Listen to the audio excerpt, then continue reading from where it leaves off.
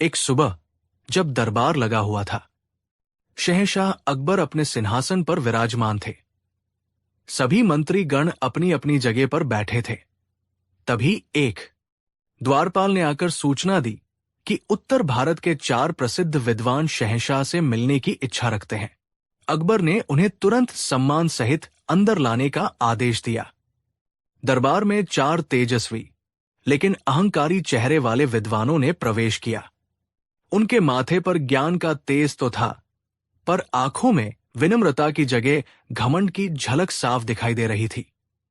पहले विद्वान का नाम था पंडित ज्ञानमूर्ति, जिन्हें वेदों और शास्त्रों का प्रकांड ज्ञाता माना जाता था। दूसरे थे आचार्य वेदांत शास्त्री, जो दर्शन शास्त्र और तत्वज्ञान में निपुण थे। तीसरे थे शास्त्री तर्केश मिश्र, जिनका तर्कशास्त्र में कोई सानी नहीं था। और चौथे थे विद्याधर काव्यतीर्थ, जो साहित्य और काव्य रचना में पारंगत थे। चारों ने आकर शहंशाह अकबर को प्रणाम किया। अकबर ने उनका परिचय पूछा और उनके ज्ञान की प्रशंसा की। पंडित ज्ञानमूर्ति ने बड़ी अकड़ के साथ कहा, जहांपनाह, हम चारों ने अपने अपने क्षेत्र में वर्षों तक तपस्या करके ज्ञान अर्जित किया है। हमने सुना है कि आपके दरबार में बुद्धिमानों का बड़ा सम्मान होता है, और आपके एक मंत्री बीरबल की चतुराई के किस्से तो पूरे हिंदुस्तान में मशहूर हैं। यहां तक तो सब ठीक था, लेकिन फिर आचार्य वेदांत ने अपनी बात में थोड़ा जहर घोला।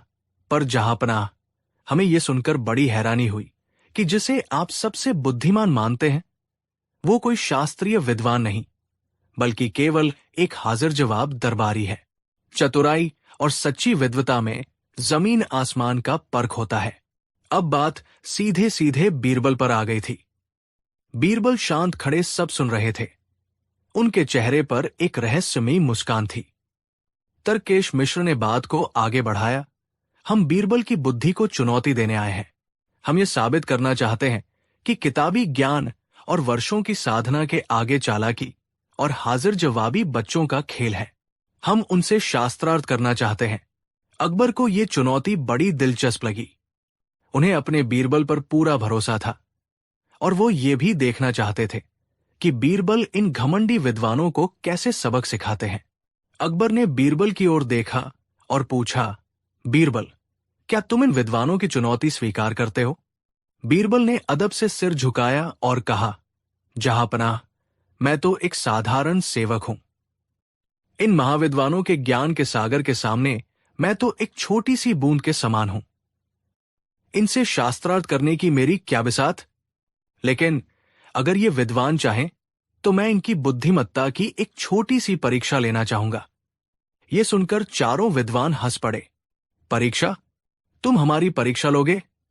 ज्ञानमूर्ति ने मजाक उड़ाते हुए कहा। बीरबल ने शांत भाव से उत्तर दिया, जी पंडित जी, शास्त्रार्थ में तो शब्दों का जाल होता है। कोई भी अपनी वाक्पटुता से जीत सकता है। असली ज्ञान की परख तो व्यवहार में होती है। मैं आपको एक ऐसा कार्य दूंगा जिससे यह साबित हो जाएगा कि आप केवल ज्ञानी ही नहीं, बल्कि वास्तव में बुद्धिमान भी हैं। अकबर ने उत्सुकता से पूछा, कैसी परीक्षा बीरबल? बीरबल ने कहा, जहांपनाह, मेरे पास एक अलौकिक वस्तु है। वो स्वर्ग के कल्पवृक्ष का एक अंकुर है, एक छोटा सा पौधा। कहते हैं कि ये पौधा केवल उसी व्यक्ति को दिखाई देता है जो शुद्ध हृदय का हो और जिसका जन्म अपने पिता की सच्ची संतान के रूप में हुआ हो, यानी जो नेक इंसान हो। जो भी पापी या दोगले चरित्र का होगा, उसे ये पौधा नजर नहीं आएगा। ये सुनते ही पूरे दरबार में सन्नाटा छा गया। ये एक बहुत ही अजीब और खतरनाक शर्त थी। बीरबल ने अपनी बात पूरी की। मैं इन चारों विद्वानों को शाही बागीचे में ले जाऊंगा, जहां मैंने उस पौधे को एक गमले में रखा है। इन्हें एक एक करके उस गमले को देखना होगा और फिर दरबार में आकर बताना होगा कि उन्हें वह पौधा कैसा लगा। अगर ये चारों उस पौधे का सही वर्णन कर पाए तो मैं अपनी हार मान लूंगा और हमेशा के लिए ये दरबार छोड़कर चला जाऊंगा। चारों विद्वान एक दूसरे को देखने लगे। उनके अहंकार ने उन्हें सोचने पर मजबूर कर दिया। अगर उन्होंने कहा कि उन्हें पौधा नहीं दिखा, तो इसका मतलब ये होगा कि वे या तो पापी हैं या अपने पिता की सच्ची संतान नहीं है। अपनी इज्जत बचाने के लिए उन्हें यह कहना ही पड़ेगा कि उन्होंने पौधा देखा है। उन्हें लगा कि यह बीरबल का एक आसान सा जाल है जिससे वे आसानी से निकल जाएंगे। वे मन ही मन हंसे और बोले, हमें तुम्हारी ये शर्त मंजूर है। अकबर को भी बीरबल की इस योजना में कुछ मजा आने लगा था। उन्होंने तुरंत शाही बागीचे में चलने का आदेश दिया। शाही बागीचे के एक शांत कोने में एक खूबसूरत नक्काशीदार चबूतरे पर एक बड़ा सा सोने का पानी चढ़ा हुआ खाली गमला रखा था। बीरबल ने उस गमले की ओर इशारा करते हुए कहा, इसी गमले में वह दिव्य अंकुर है। अब आप में से एक एक करके आगे आएं और इसके दर्शन करें। सबसे पहले पंडित ज्ञानमूर्ति शर्मा आगे बढ़े। वो शास्त्रों के ज्ञाता थे। उन्होंने बड़े आत्मविश्वास के साथ गमले में झांका। अंदर कुछ भी नहीं था। गमला बिल्कुल खाली था। एक पल के लिए उनके चेहरे का रंग उड़ गया। उन्हें समझ आ गया कि बीरबल ने उन्हें फंसा दिया है, लेकिन अब पीछे हटने का कोई रास्ता नहीं था। अगर वो कहते कि गमला खाली है तो पूरे दरबार में उनकी जगहसाई होती। उन्होंने अपनी आंखें बंद की जैसे वो किसी गहरी समाधि में हो, और फिर हाथ जोड़कर बोले, अद्भुत, अलौकिक। मैंने अपने जीवन में ऐसा दिव्य पौधा नहीं देखा। इसके पत्तों से वेदों की ऋचाओं जैसी ध्वनि आ रही है। इसका सुनहरा रंग प्रभात के सूर्य की तरह है। धन्य हो गया मैं। ये सुनकर बीरबल मुस्कुराए। बाकी तीनों विद्वान भी समझ गए कि खेल क्या है। अब दूसरे विद्वान आचार्य वेदांत शास्त्री की बारी थी। वो भी आगे बढ़े और खाली गमले में झांका। फिर उन्होंने ज्ञान मूर्ति से भी एक कदम आगे बढ़कर वर्णन करना शुरू किया। अरे, ये तो केवल पौधा नहीं, ये तो साक्षात ब्रह्मा का स्वरूप है। इसकी जड़ों में सृष्टि का आधार है और इसकी शाखाओं में मोक्ष का मार्ग। मैं तो इसकी भौतिकता को नहीं, इसके दार्शनिक सार को देख पा रहा हूं। ये अद्वैत का प्रतीक है। अब तीसरे विद्वान तर्केश मिश्र आगे आए। वो एक तर्कशास्त्री थे। उन्होंने भी गमले में कुछ न पाकर अपना दिमाग लगाया। उन्होंने सोचा, अगर इन दोनों को दिखा है तो मुझे भी दिखना ही चाहिए। यही तर्क कहता है। उन्होंने गमले को ध्यान से देखने का नाटक किया और बोले, तार्किक रूप से इस पौधे की संरचना अद्वितीय है। इसके पत्तों का कोण और शाखाओं का विभाजन गणित के स्वर्णिम अनुपात का पालन करता है। इसकी बनावट में एक भी तर्कहीन बात नहीं है। यह प्रकृति के सबसे उत्तम तर्क का उदाहरण है। अंत में चौथे विद्वान विद्याधर काव्यतीर्थ की बारी आई। वो तो कवि थे। उन्हें तो कल्पना की उड़ान भरने का सुनहरा अवसर मिल गया था। उन्होंने खाली गमले को देखकर अपनी आंखें मूंद ली और काव्य शैली में वर्णन करना शुरू कर दिया। हरितिमा ऐसी कि मरकत भी शर्माए, स्वर्णरश्मि ऐसी कि सूरज फीका पड़ जाए। पत्तियों पर ओस नहीं, ये तो है अमृत बूंदे, जिसे देख मन मेरा आनंद विभोर हो जाए। उन्होंने पौधे की सुंदरता पर कई दोहे और छंद सुना दिए। चारों विद्वानों ने अपनी अपनी विद्वता का प्रदर्शन कर दिया था और वे खुद को बहुत बुद्धिमान समझ रहे थे। उन्हें लगा कि उन्होंने बीरबल को उसी के खेल में मात दे दी है। अब बीरबल मुस्कुराते हुए शहंशाह अकबर की ओर मुड़े और बोले, जहांपनाह, आपने इन चारों महाविद्वानों की बातें सुनी। अब आप स्वयं जाकर इस दिव्य पौधे के दर्शन करें और हमें बताएं कि आपको ये कैसा लगा। अकबर भी बड़े चतुर थे। वो बीरबल का इशारा समझ गए। वो अपनी गद्दी से उठे और उस गमले के पास गए। उन्होंने अंदर झांका और एक पल के लिए रुक गए। फिर उन्होंने जोर का ठहाका लगाया और बोले, वाह बीरबल, वाह! सचमुच ये पौधा तो कल्पना से भी परे है। ये इतना पवित्र और इतना शक्तिशाली है कि मैं चाहता हूं इसका लाभ पूरी प्रजा को मिले। चारों विद्वान खुश हो गए कि बादशाह ने भी उनकी बात का समर्थन किया। अकबर ने घोषणा की, हम इस दिव्य पौधे का एक जुलूस निकालेंगे।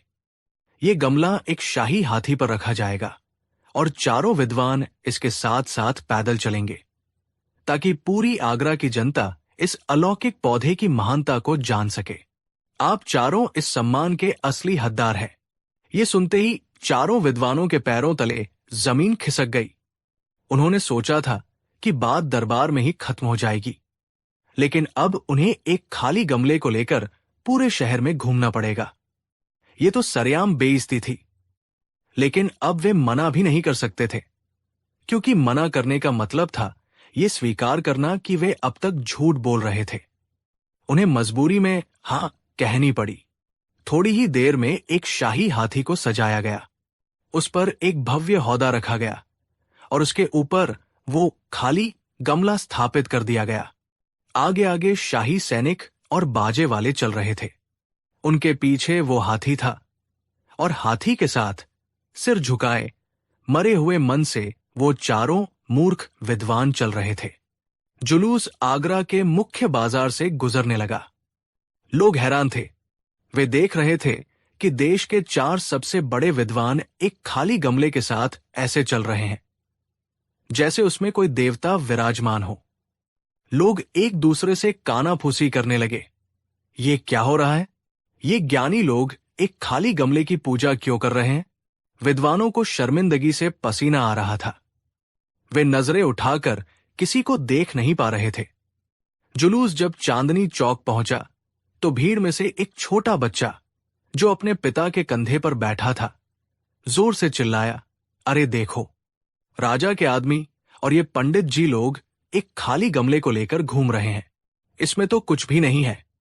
बच्चे की वो मासूम और सच्ची आवाज जैसे एक धमाका थी। उस एक वाक्य ने पूरे ढोंग का पर्दाफाश कर दिया। पूरी भीड़ हंसने लगी। लोगों का शोर सुनकर चारों विद्वानों का चेहरा शर्म से लाल हो गया।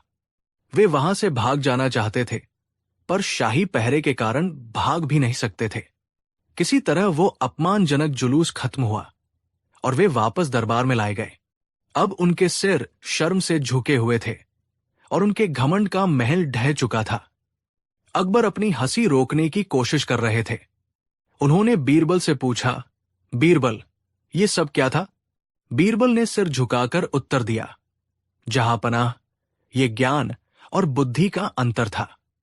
इन विद्वानों के पास ज्ञान तो बहुत था, लेकिन उस ज्ञान ने इनमें इतना अहंकार भर दिया था कि ये सच को स्वीकार करने की हिम्मत खो बैठे। इन्हें अपनी झूठी इज्जत सच्चाई से ज्यादा प्यारी थी। बीरबल ने उन विद्वानों की ओर मुड़कर कहा, महाशयो, ज्ञान वो नहीं जो किताबों में लिखा है। सच्चा ज्ञान वह है जो हमें विनम्र बनाता है, जो हमें यह स्वीकार करने की शक्ति देता है कि हम सब कुछ नहीं जानते। आपकी सबसे बड़ी गलती यह थी कि आपने अपनी अज्ञानता को छिपाने के लिए झूठ का सहारा लिया।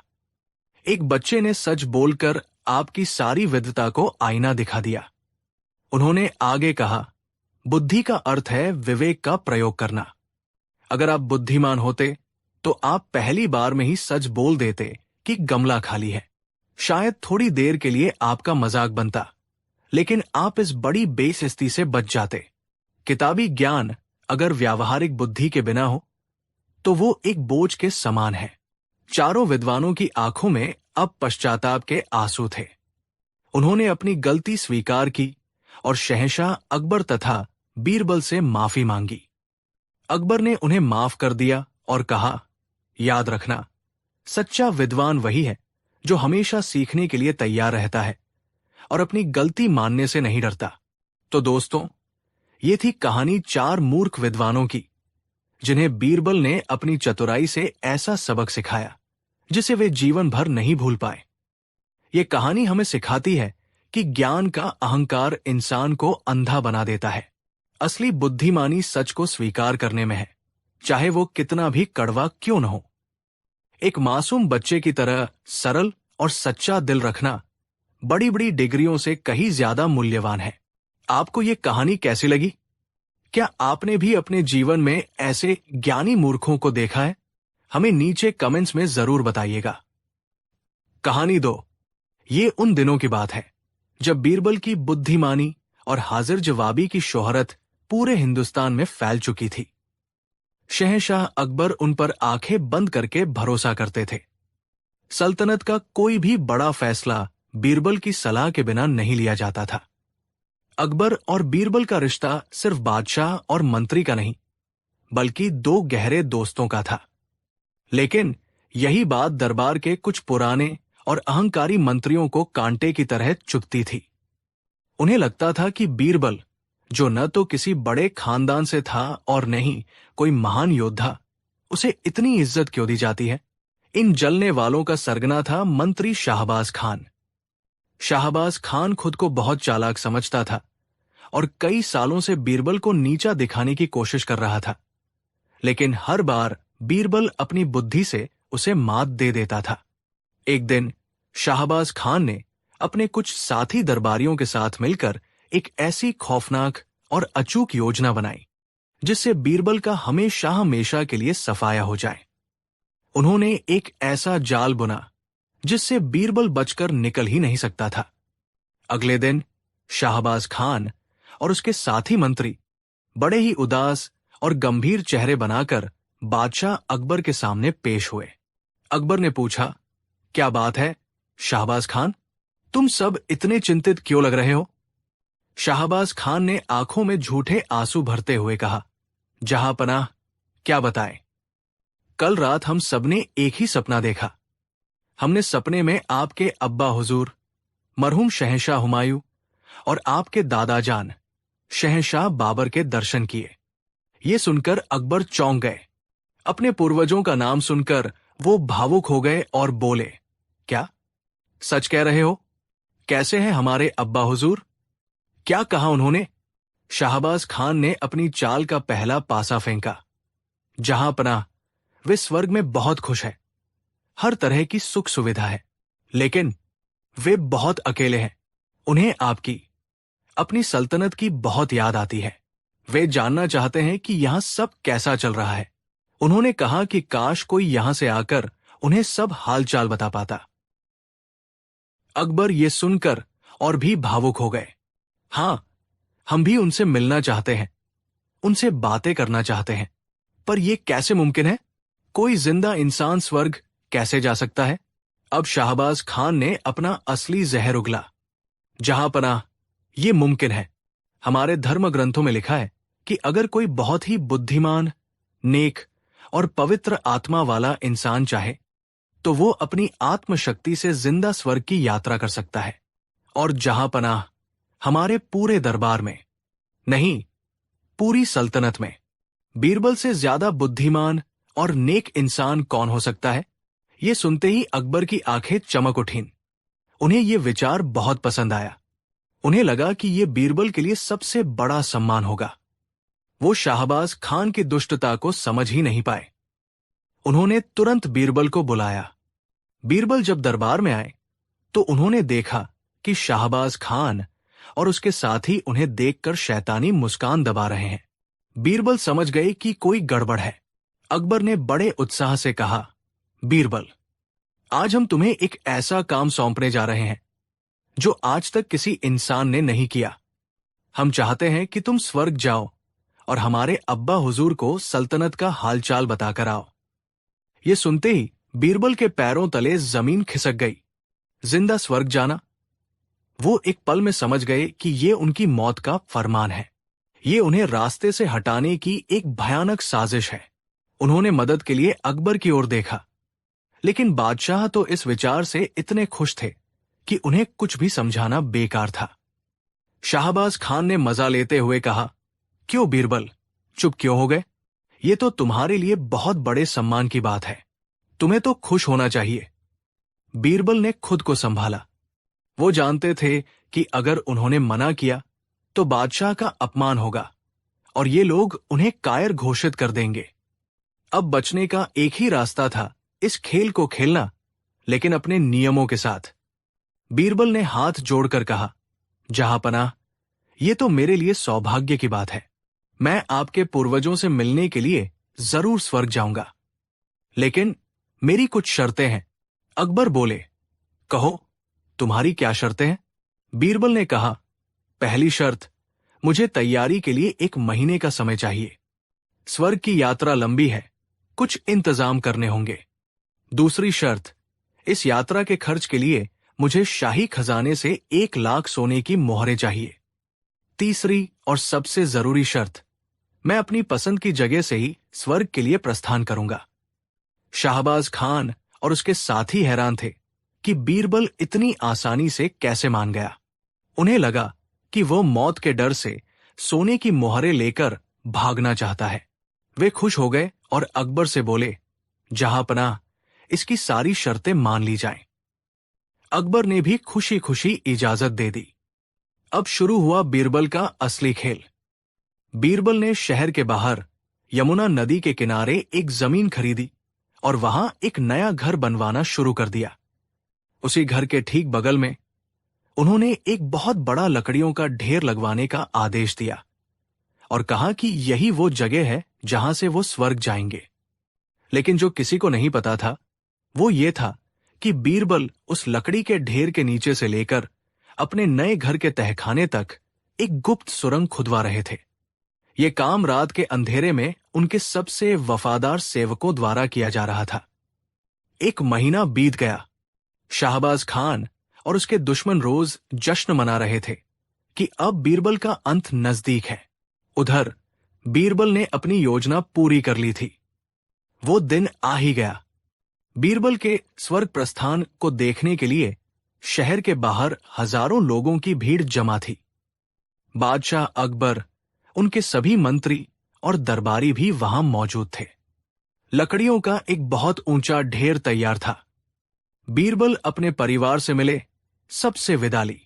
उनका चेहरा शांत था, जैसे उन्हें कोई डर ही न हो। वो अकबर के पास आए और बोले, जहांपनाह, अब मुझे जाने की आज्ञा दे। मैं कुछ महीनों में आपका संदेश लेकर जरूर लौटूंगा। शाहबाज खान हंसते हुए बोला, हां, जरूर लौटना। हम सब तुम्हारा इंतजार करेंगे। बीरबल लकड़ियों के ढेर के बीचों बीच बनी एक छोटी सी जगह में जाकर बैठ गए। सैनिकों ने चारों तरफ से लकड़ियों में आग लगा दी। देखते ही देखते आग की लपटें आसमान छूने लगी। धुआं इतना घना था कि कुछ भी दिखाई नहीं दे रहा था। जैसे ही धुआं फैला, बीरबल फुर्ती से लकड़ियों के ढेर के नीचे बनी गुप्त सुरंग में घुस गए और अपने घर के तहखाने में सुरक्षित पहुंच गए। बाहर सबने मान लिया कि बीरबल जलकर राख हो गए। शाहबाज खान और उसके साथी अपनी जीत पर अट्टहास कर रहे थे। अकबर की आंखों में आंसू थे। उन्हें अपने सबसे प्यारे दोस्त को खोने का गहरा दुख था। बीरबल के जाने के बाद दरबार की रौनक ही चली गई। शाहबाज खान और उसके साथी अब बड़ी बड़ी कुर्सियों पर थे, लेकिन सल्तनत के काम बिगड़ने लगे थे। अकबर हर दिन बीरबल को याद करके पछताते। लगभग 6 महीने बीत गए। सब लोग बीरबल को भूल चुके थे और फिर एक दिन दरबार लगा हुआ था और एक अजीब सा दिखने वाला इंसान दरबार में दाखिल हुआ। उसकी दाढ़ी और बाल बहुत बढ़े हुए थे। कपड़े कुछ अजीब थे, लेकिन चाल ढाल जानी पहचानी थी। जैसे ही वो इंसान बादशाह के करीब आया, सब लोग अपनी जगह पर खड़े हो गए। उनकी आंखें फटी की फटी रह गई। वो कोई और नहीं बल्कि बीरबल थे।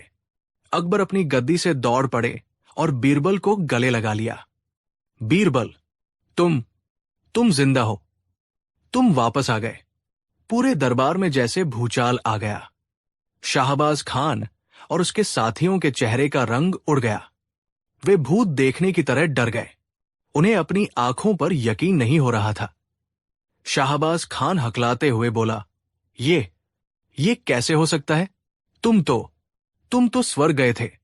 बीरबल ने मुस्कुराते हुए जवाब दिया, हां मंत्री जी, मैं स्वर्ग ही गया था और बादशाह का संदेशा देकर वापस भी आ गया। अकबर ने उत्सुकता से पूछा, जल्दी बताओ बीरबल, कैसे हैं हमारे अब्बा हुजूर? क्या कहा उन्होंने? और स्वर्ग कैसा है? अब शुरू हुआ बीरबल का वो ऐतिहासिक मजाक। बीरबल ने कहा, जहांपनाह, स्वर्ग बहुत ही खूबसूरत जगह है। हर तरफ बाग बगीचे हैं, दूध और शहद की नदियां बह रही हैं। आपके अब्बा हुजूर और दादा जान बिल्कुल ठीक है और आपको बहुत याद कर रहे थे। उन्होंने आपके लिए ढेर सारा प्यार और आशीर्वाद भेजा है। फिर बीरबल ने दरबार में बैठे उन मंत्रियों की ओर देखा जिन्होंने उसे मरवाने की साजिश रची थी। बीरबल ने शाही नाई की ओर इशारा करते हुए कहा, आपके अब्बा हुजूर की दाढ़ी और बाल बहुत बढ़ गए हैं। स्वर्ग में कोई अच्छा नाई नहीं है। उन्होंने कहा है कि हमारा शाही नाई बहुत काबिल है, उसे तुरंत स्वर्ग भेजा जाए। ये सुनते ही शाही नाई का चेहरा पीला पड़ गया। फिर बीरबल ने शाही खजांची की ओर देखा और कहा, शहंशाह बाबर को हिसाब किताब में कुछ परेशानी हो रही है। स्वर्ग के खजांची इतने होशियार नहीं है। उन्होंने फरमाइश की है कि हमारे शाही खजांची को उनकी मदद के लिए भेजा जाए। खजांची डर के मारे कांपने लगा। एक एक करके बीरबल ने उन सभी दरबारियों का नाम लिया जो शाहबाज खान की साजिश में शामिल थे। किसी के लिए कहा कि स्वर्ग में अच्छे बावर्ची की जरूरत है, तो किसी के लिए कहा कि वहां अच्छे संगीतकार की कमी है। अंत में बीरबल की नजरें शाहबाज खान पर आकर रुकी। बीरबल ने बड़ी गंभीरता से कहा, और जहांपनाह, आपके अब्बा हुजूर सबसे ज्यादा अकेलेपन से परेशान हैं। उन्हें बात करने के लिए कोई बुद्धिमान और अनुभवी सलाहकार चाहिए। उन्होंने खास तौर पर कहा है कि मंत्री शाहबाज खान जैसा काबिल मंत्री तो पूरी कायनात में नहीं है। इसलिए जितनी जल्दी हो सके शाहबाज खान को उनकी सेवा में स्वर्ग भेजा जाए। अब आया कहानी का वो पल जिसने इतिहास रच दिया। ये सुनते ही शाहबाज खान और उसके सभी साथियों की हालत ऐसी हो गई जैसे उन्हें सांप सूंघ गया हो। उनकी बोलती बंद हो गई थी। वे एक ऐसे जाल में फंस चुके थे जिसे उन्होंने खुद ही बनाया था। अगर वे स्वर्ग जाने से मना करते तो इसका मतलब था कि वे मान रहे हैं कि बीरबल स्वर्ग नहीं गया था और ये सब एक ढोंग था। ऐसा करने पर बादशाह उन्हें साजिश रचने और बादशाह को धोखा देने के जुर्म में तुरंत मौत की सजा दे देते, और अगर वे जाने के लिए हाँ कहते तो उन्हें भी उसी तरह आग के ढेर पर बैठकर स्वर्ग जाना पड़ता, जिसका मतलब था निश्चित मौत। वे निशब्द थे। उनके पास कहने के लिए एक शब्द नहीं था। उनका घमंड, उनकी चालाकी सब धरी की धरी रह गई थी। वे बादशाह के पैरों में गिर पड़े और रो रो कर अपनी साजिश का पूरा सच उगल दिया। पूरा दरबार बीरबल की इस अद्भुत बुद्धि को देखकर स्तब्ध था। बादशाह अकबर पहले तो हैरान हुए, फिर जोर जोर से हंसने लगे। वो समझ गए कि बीरबल ने कैसा शानदार मजाक किया है, एक ऐसा मजाक जिसने दुश्मनों को उन्हीं के बनाए गड्ढे में धकेल दिया था। ये था बीरबल का वो मजाक जिसने सबकी बोलती बंद कर दी। ये सिर्फ एक मजाक नहीं था, ये एक संदेश था। ये संदेश था कि बुराई और षड्यंत्र का अंत हमेशा बुरा ही होता है। बीरबल ने साबित कर दिया कि सबसे बड़ा हथियार तलवार नहीं बल्कि दिमाग होता है।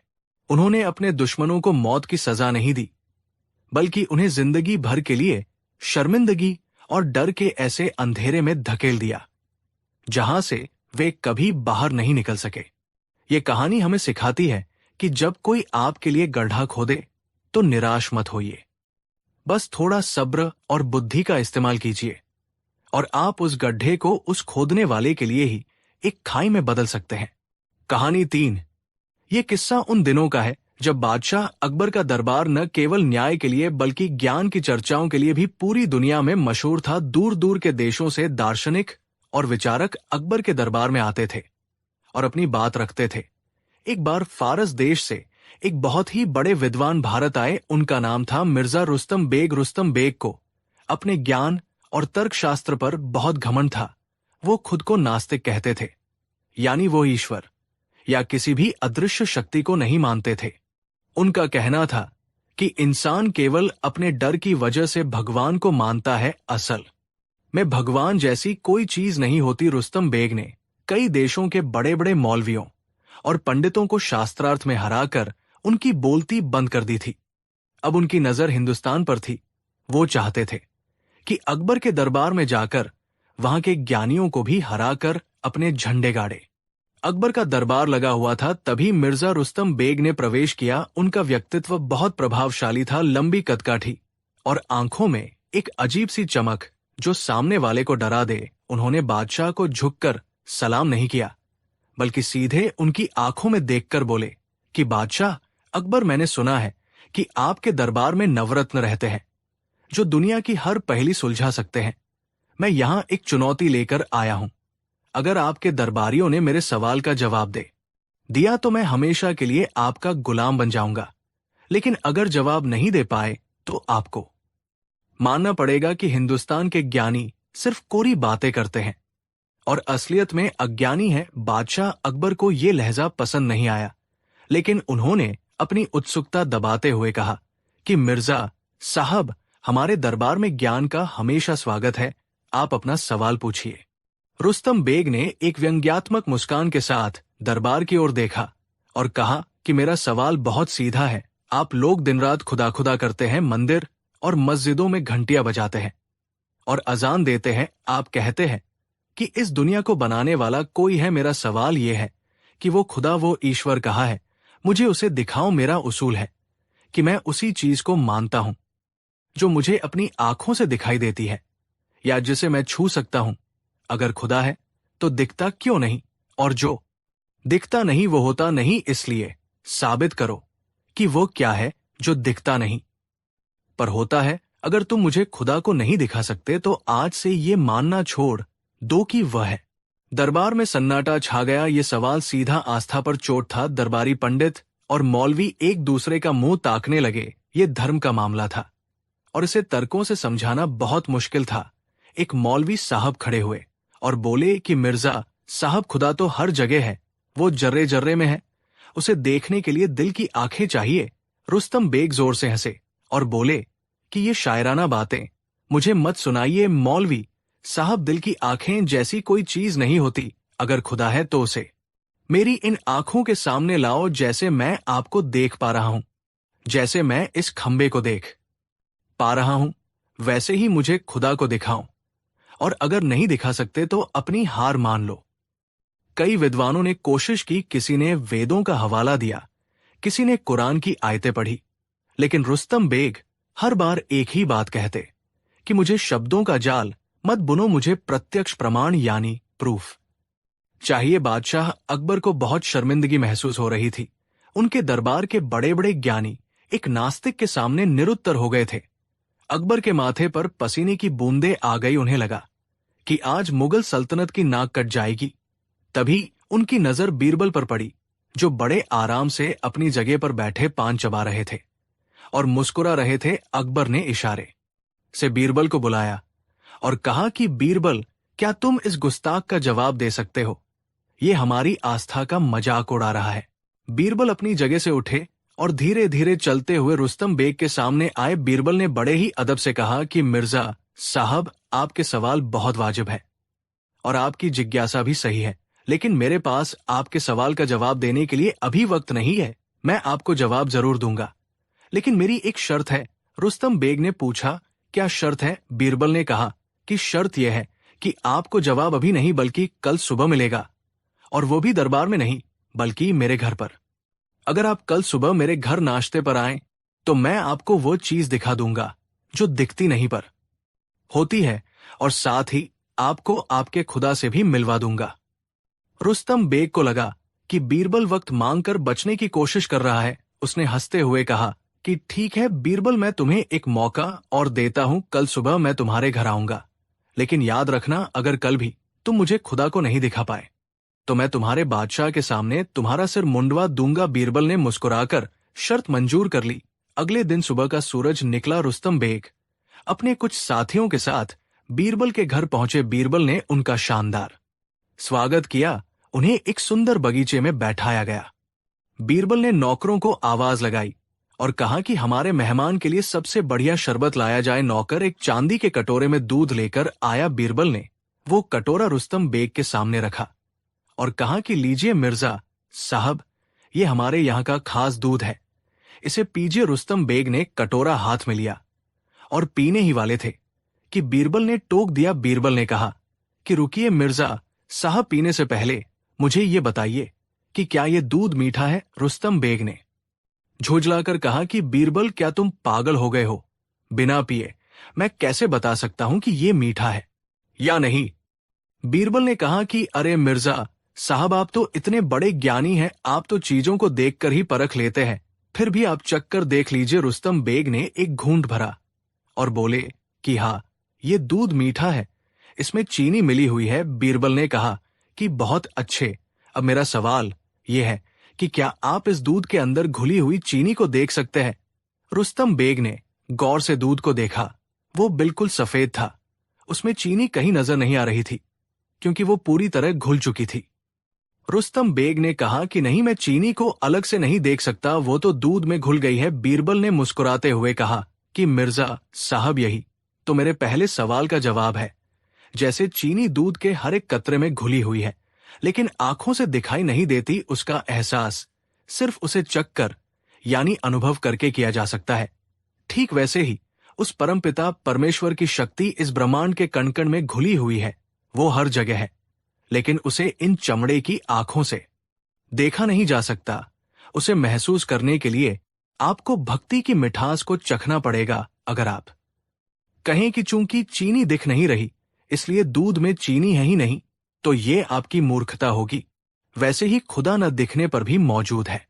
रुस्तम बेग थोड़ी देर के लिए चुप हो गए। तर्क दमदार था, लेकिन उनका अहंकार अभी टूटा नहीं था। उन्होंने कहा कि बीरबल, तुम्हारी बातों में दम है, लेकिन ये सिर्फ एक उदाहरण है, ये कोई ठोस सबूत नहीं है। दूध में चीनी तो इंसान ने मिलाई है, लेकिन खुदा को किसने मिलाया? और अगर खुदा है तो वो सामने क्यों नहीं आता? वह मुझसे छिपता क्यों है? मुझे उसे अपनी आंखों से देखना है। मुझे कोई और तरीका बताओ।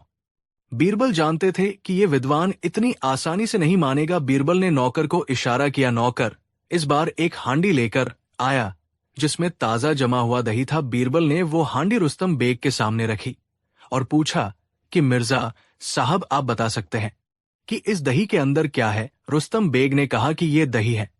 और क्या है? बीरबल ने पूछा कि क्या आपको पता है कि इस दही के अंदर मक्खन छिपा है? रुस्तम बेग ने कहा कि हाँ, ये तो हर कोई जानता है कि दही में मक्खन होता है।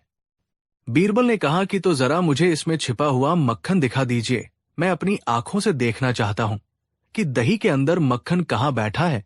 रुस्तम बेग ने झुंझलाकर कहा कि बीरबल, तुम फिर से बच्चों वाली बातें कर रहे हो। मक्खन ऐसे ऊपर थोड़ी दिखाई देता है। मक्खन को पाने के लिए दही को मथना पड़ता है, मेहनत करनी पड़ती है, मंथन करना पड़ता है, तब जाकर मक्खन ऊपर आता है। बीरबल की आंखों में एक चमक आ गई। उन्होंने कहा कि बस मिर्जा साहब, यही तो मैं आपको समझाना चाहता हूं। जैसे दही के हर हिस्से में मक्खन मौजूद है, लेकिन वो तब तक नहीं दिखता जब तक उसे मथा न जाए, वैसे ही ईश्वर हमारे और आपके अंदर मौजूद है, इस सृष्टि में मौजूद है, लेकिन वो तब तक नहीं दिखता जब तक हम अपने मन का मंथन नहीं करते, जब तक हम अपने विचारों को शुद्ध नहीं करते और ध्यान नहीं लगाते, तब तक वो मक्खन रूपी ईश्वर बाहर नहीं आता। आप बिना मंथन किए ईश्वर को देखना चाहते हैं। ये तो वही बात हुई कि आप बिना दही बिलोए मक्खन खाना चाहते हैं, जो कि नामुमकिन है। रुस्तम बेग अब निरुत्तर होने लगे थे। बीरबल के तर्क बहुत व्यावहारिक और सटीक थे, लेकिन एक नास्तिक के लिए हार मानना इतना आसान नहीं था। रुस्तम बेग ने अपना आखिरी दाव चला। उन्होंने सोचा कि बीरबल को बातों में फंसाना मुश्किल है, इसलिए अब इसे डराया जाए। रुस्तम बेग ने गुस्से का नाटक करते हुए कहा कि बीरबल, तुम बहुत चालाक हो। तुम खाने पीने की चीजों का उदाहरण देकर असली मुद्दे से भटका रहे हो। मैं इन उदाहरणों को नहीं मानता, मैं तो विज्ञान और तर्क को मानता हूं। अगर तुम मुझे अभी के अभी खुदा का कोई ऐसा सबूत नहीं दोगे जो मेरे शरीर को महसूस हो, तो मैं बादशाह से तुम्हारी शिकायत करूंगा। बीरबल अब गंभीर हो गए। उन्होंने सोचा कि अब इस विद्वान को उसी की भाषा में समझाना पड़ेगा। बीरबल अपनी जगह से उठे और अचानक रुस्तम बेग का हाथ पकड़ लिया। इससे पहले कि रुस्तम बेग कुछ समझ पाते, बीरबल ने उनकी कलाई पर जोर से चिकोटी काट ली। बीरबल ने उनकी खाल को इतनी जोर से मरोड़ा कि रुस्तम बेग दर्द से बिलबिला उठे। उन्होंने झटके से अपना हाथ छुड़ाया और चिल्लाए कि अरे जाहिल, ये क्या बदतमीजी है, मुझे बहुत तेज दर्द हो रहा है। बीरबल एकदम शांत खड़े रहे और बोले कि दर्द हो रहा है, कहा है दर्द, मुझे तो दिखाई नहीं दे रहा। रुस्तम बेग ने अपना लाल पड़ा हुआ हाथ दिखाते हुए कहा कि देखो यहां है, मुझे महसूस हो रहा है, मेरी जान निकली जा रही है। और तुम पूछ रहे हो कि दर्द कहाँ है। बीरबल ने कहा कि मिर्जा साहब, मुझे आपका लाल हाथ तो दिख रहा है, लेकिन दर्द नहीं दिख रहा। अगर दर्द है तो उसे निकालकर मेज पर रख दीजिए, मैं देखना चाहता हूं कि दर्द का रंग क्या है, उसका आकार क्या है, वो गोल है या चौकोर है। रुस्तम बेग ने गुस्से में कहा कि मूर्ख, क्या तुम नहीं जानते कि दर्द कोई वस्तु नहीं है जिसे दिखाया जा सके। ये तो एक एहसास है जो सिर्फ उसे होता है जिसे चोट लगती है, दूसरा उसे नहीं देख सकता। बीरबल ने हंसते हुए कहा कि मिर्जा साहब, अब आप सही रास्ते पर आए हैं। जब एक मामूली सी चिकोटी का दर्द भी दिखता नहीं पर होता है और उसे सिर्फ महसूस किया जा सकता है, तो आप उस महान शक्ति को अपनी इन छोटी आंखों से कैसे देखना चाहते हैं जिसने पूरे ब्रह्मांड को बनाया है। जैसे दर्द का वजूद है पर वो अदृश्य है, वैसे ही ईश्वर का वजूद है पर वो अदृश्य है। वो अनुभव का विषय है, प्रदर्शन का नहीं। रुस्तम बेग सन्न रह गए। उनके पास अब कहने को कुछ नहीं बचा था। दूध में चीनी, दही में मक्खन और शरीर में दर्द, इन 3 उदाहरणों ने उनके नास्तिकवाद की नींव हिला दी थी। लेकिन बीरबल अभी रुके नहीं। बीरबल ने सोचा कि इसे पूरी तरह से धराशायी करना जरूरी है ताकि ये दोबारा किसी की आस्था का मजाक न उड़ाए। बीरबल ने रुस्तम बेग के कंधे पर हाथ रखा और बोले कि मिर्जा साहब, एक आखिरी सवाल और है मेरा आपसे। रुस्तम बेग ने थकी हुई आवाज में कहा कि अब क्या बचा है, पूछो। बीरबल ने सबकी तरफ देखते हुए जोर से पूछा कि मिर्जा साहब, क्या आप मानते हैं कि आपके पास दिमाग है? रुस्तम बेग ने तपाक से कहा कि बेशक है, पूरी दुनिया मेरे दिमाग का लोहा मानती है। मैंने बड़े बड़े शास्त्रार्थ जीते हैं। बीरबल ने मासूमियत से कहा कि लेकिन मिर्जा साहब, हमें तो आपका दिमाग दिखाई नहीं दे रहा। क्या आप अपना सिर खोलकर हमें अपना दिमाग दिखा सकते हैं? क्योंकि आपके ही उसूल के मुताबिक जो दिखता नहीं वो होता नहीं। तो चूंकि हमें आपका दिमाग नहीं दिख रहा, तो क्या हम ये मान ले कि आपके पास दिमाग है ही नहीं और आप बिना दिमाग के बातें कर रहे हैं?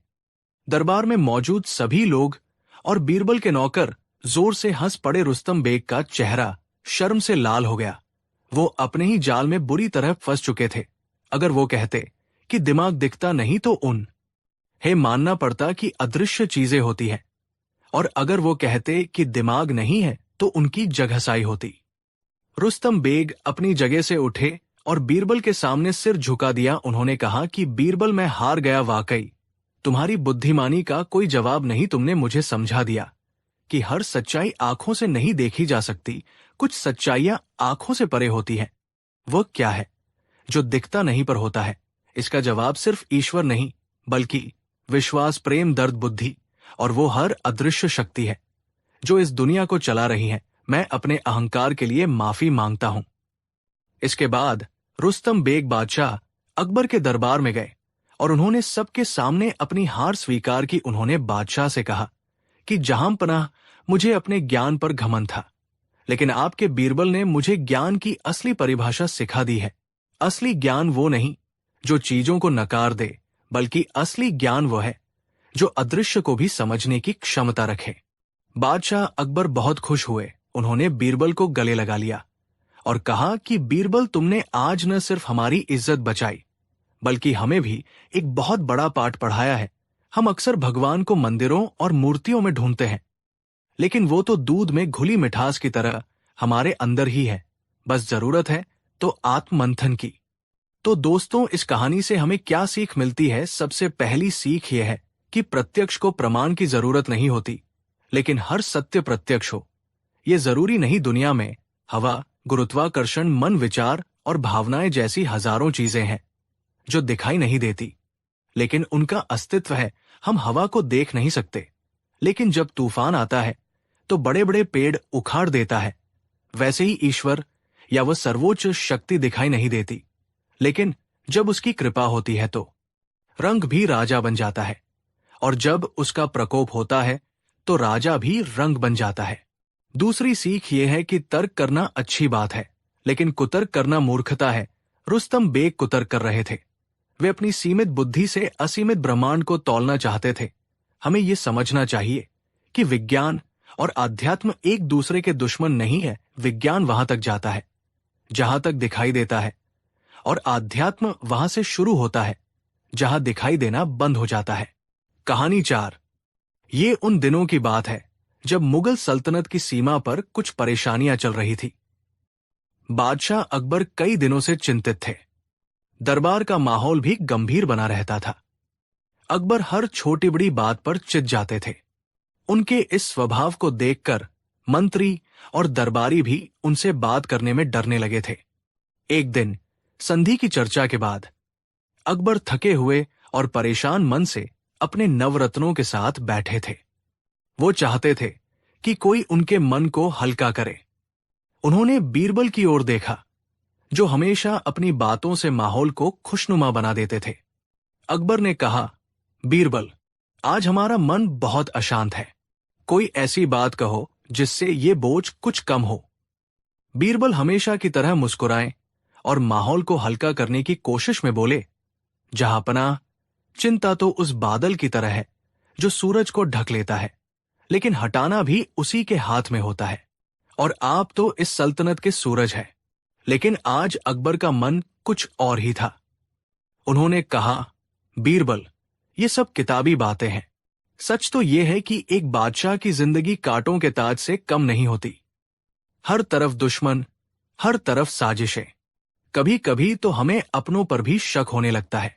बीरबल ने सोचा, शायद बादशाह किसी गहरी पीड़ा में है। उन्होंने बात को और सरल बनाते हुए कहा, जहांपनाह, ये सच है, पर एक अच्छा बादशाह वही है जो हीरे और कांच में फर्क करना जानता है, जो दोस्तों और दुश्मनों को पहचानता है। अकबर अचानक भड़क गए। शायद उनकी कोई पुरानी चोट ताजा हो गई थी। वो ऊंची आवाज में बोले, पहचान? कैसी पहचान बीरबल? तुम कहना क्या चाहते हो? क्या हम नासमझ हैं? क्या हमें लोगों की परख नहीं है? तुम हमेशा अपनी बुद्धिमानी का ढिंढोरा पीटते हो, जैसे इस दरबार में बाकी सब मूर्ख हैं। ये एक अप्रत्याशित हमला था। पूरे दरबार में सन्नाटा छा गया। बीरबल भी हैरान रह गए। उन्होंने कभी बादशाह को इस तरह गुस्से में नहीं देखा था। उन्होंने हाथ जोड़कर कहा, मेरा ये मतलब हरगिज नहीं था। जहांपनाह, आप तो मेरे अन्नदाता है, मैं तो बस। लेकिन अकबर सुनने के मूड में नहीं थे। उनका गुस्सा 7वें आसमान पर था। बस, बहुत हुआ। हम तुम्हारी इन घुमावदार बातों और तानों से तंग आ चुके हैं। तुम अपनी चतुराई के घमंड में इतने अंधे हो गए हो कि तुम्हें बादशाह की इज्जत का भी ख्याल नहीं रहा। अकबर अपनी गद्दी से खड़े हो गए। उनकी आंखें गुस्से से लाल थी। उन्होंने कांपती हुई उंगली से दरवाजे की ओर इशारा करते हुए वो हुक्म सुनाया जिसकी किसी ने कल्पना भी नहीं की थी। निकल जाओ हमारे दरबार से और हमारी सल्तनत से भी। आज के बाद हमें अपनी शक्ल मत दिखाना। हम तुम्हें देश निकाला देते हैं। देश निकाला, ये शब्द सुनते ही जैसे पूरे दरबार पर बिजली गिर गई। नवरत्नों ने अकबर को समझाने की कोशिश की, लेकिन बादशाह का गुस्सा शांत होने का नाम नहीं ले रहा था। बीरबल की आंखों में एक पल के लिए दर्द झलका, लेकिन उन्होंने अपने आत्मसम्मान को बनाए रखा। उन्होंने कोई सफाई नहीं दी, कोई मिन्नत नहीं की। उन्होंने बस बादशाह को आखिरी सलाम किया, सिर झुकाया और चुपचाप उस दरबार से बाहर निकल गए, जहां उन्होंने अपनी जिंदगी के सबसे सुनहरे साल बिताए थे। बीरबल के जाने के बाद अकबर को लगा कि अब शांति मिलेगी, लेकिन ऐसा हुआ नहीं। पहला दिन बीता, दूसरा दिन बीता, फिर हफ्ता बीत गया। अकबर का गुस्सा तो ठंडा हो गया, लेकिन अब एक अजीब सी बेचैनी ने उनकी जगह ले ली थी। दरबार अब दरबार नहीं लगता था। वो बीरबल की हाजिर जवाबी, उनके मजाक, उनकी बुद्धिमानी भरी सलाहों को याद करने लगे। जब भी कोई मुश्किल मसला आता, अकबर की नजरें खुद ब खुद उस जगह को ढूंढने लगती जहां बीरबल खड़े रहते थे, लेकिन वो जगह अब खाली थी। दरबार के मंत्री भी उन समस्याओं को सुलझा नहीं पा रहे थे जिन्हें बीरबल चुटकियों में हल कर देते थे। अकबर का मन किसी काम में नहीं लगता। उन्हें अपनी गलती का एहसास होने लगा था। उन्हें समझ आ गया था कि उन्होंने गुस्से में आकर अपने सबसे कीमती हीरे को खुद से दूर फेंक दिया है। एक रात अकबर अपने बिस्तर पर करवटें बदल रहे थे। उन्हें नींद नहीं आ रही थी। वो उठे और अपनी खिड़की से बाहर देखने लगे। चांदनी रात में आगरा का किला खामोश था, ठीक वैसे ही जैसे अकबर का दिल बीरबल के बिना खामोश हो गया था। उन्होंने फैसला किया, वो बीरबल को वापस लाएंगे, चाहे इसके लिए कुछ भी करना पड़े।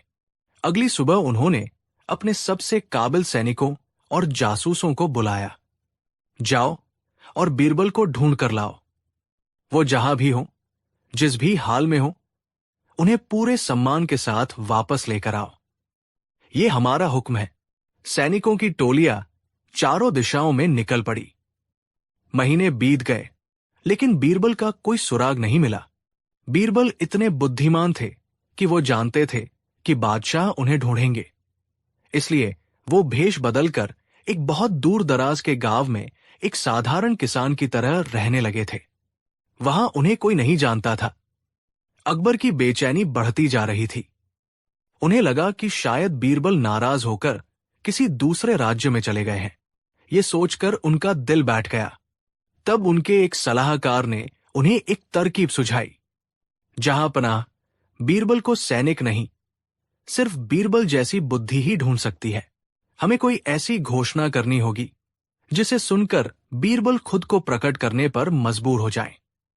अकबर को ये बात जंच गई। उन्होंने पूरे राज्य में एक अजीबोगरीब ढिंढोरा पिटवाया।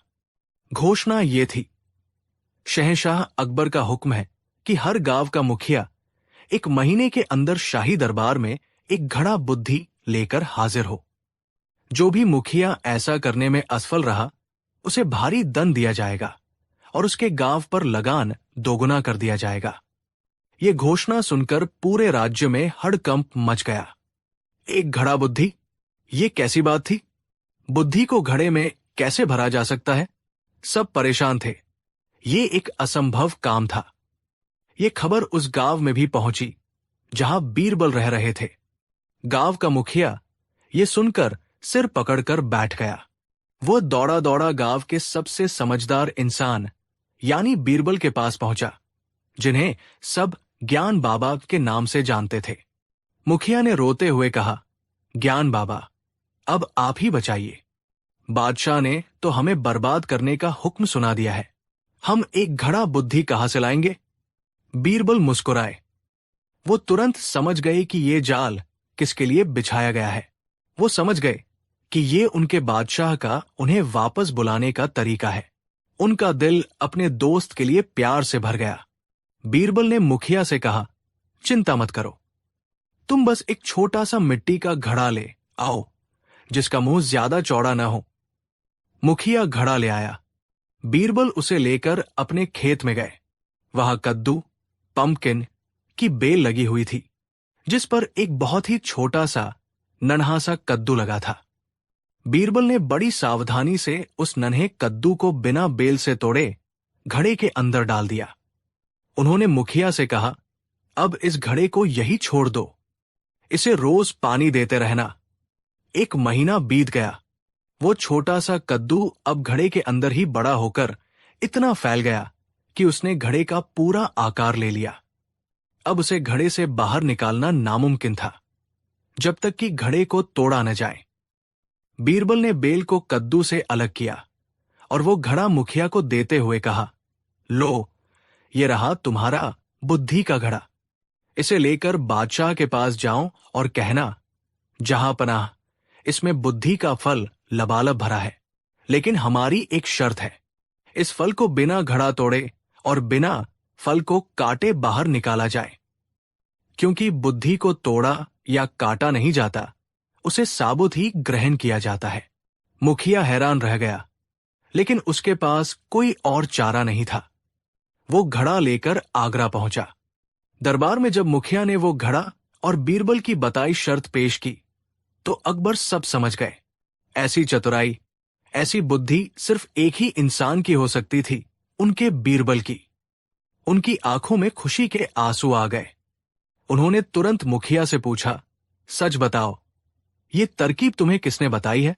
मुखिया ने डरते डरते उस ज्ञान बाबा का हुलिया बताया। अकबर अपनी गद्दी से खड़े हो गए और बोले, हमें अभी उस गांव ले चलो। शाही काफिला तुरंत उस गांव की ओर रवाना हो गया।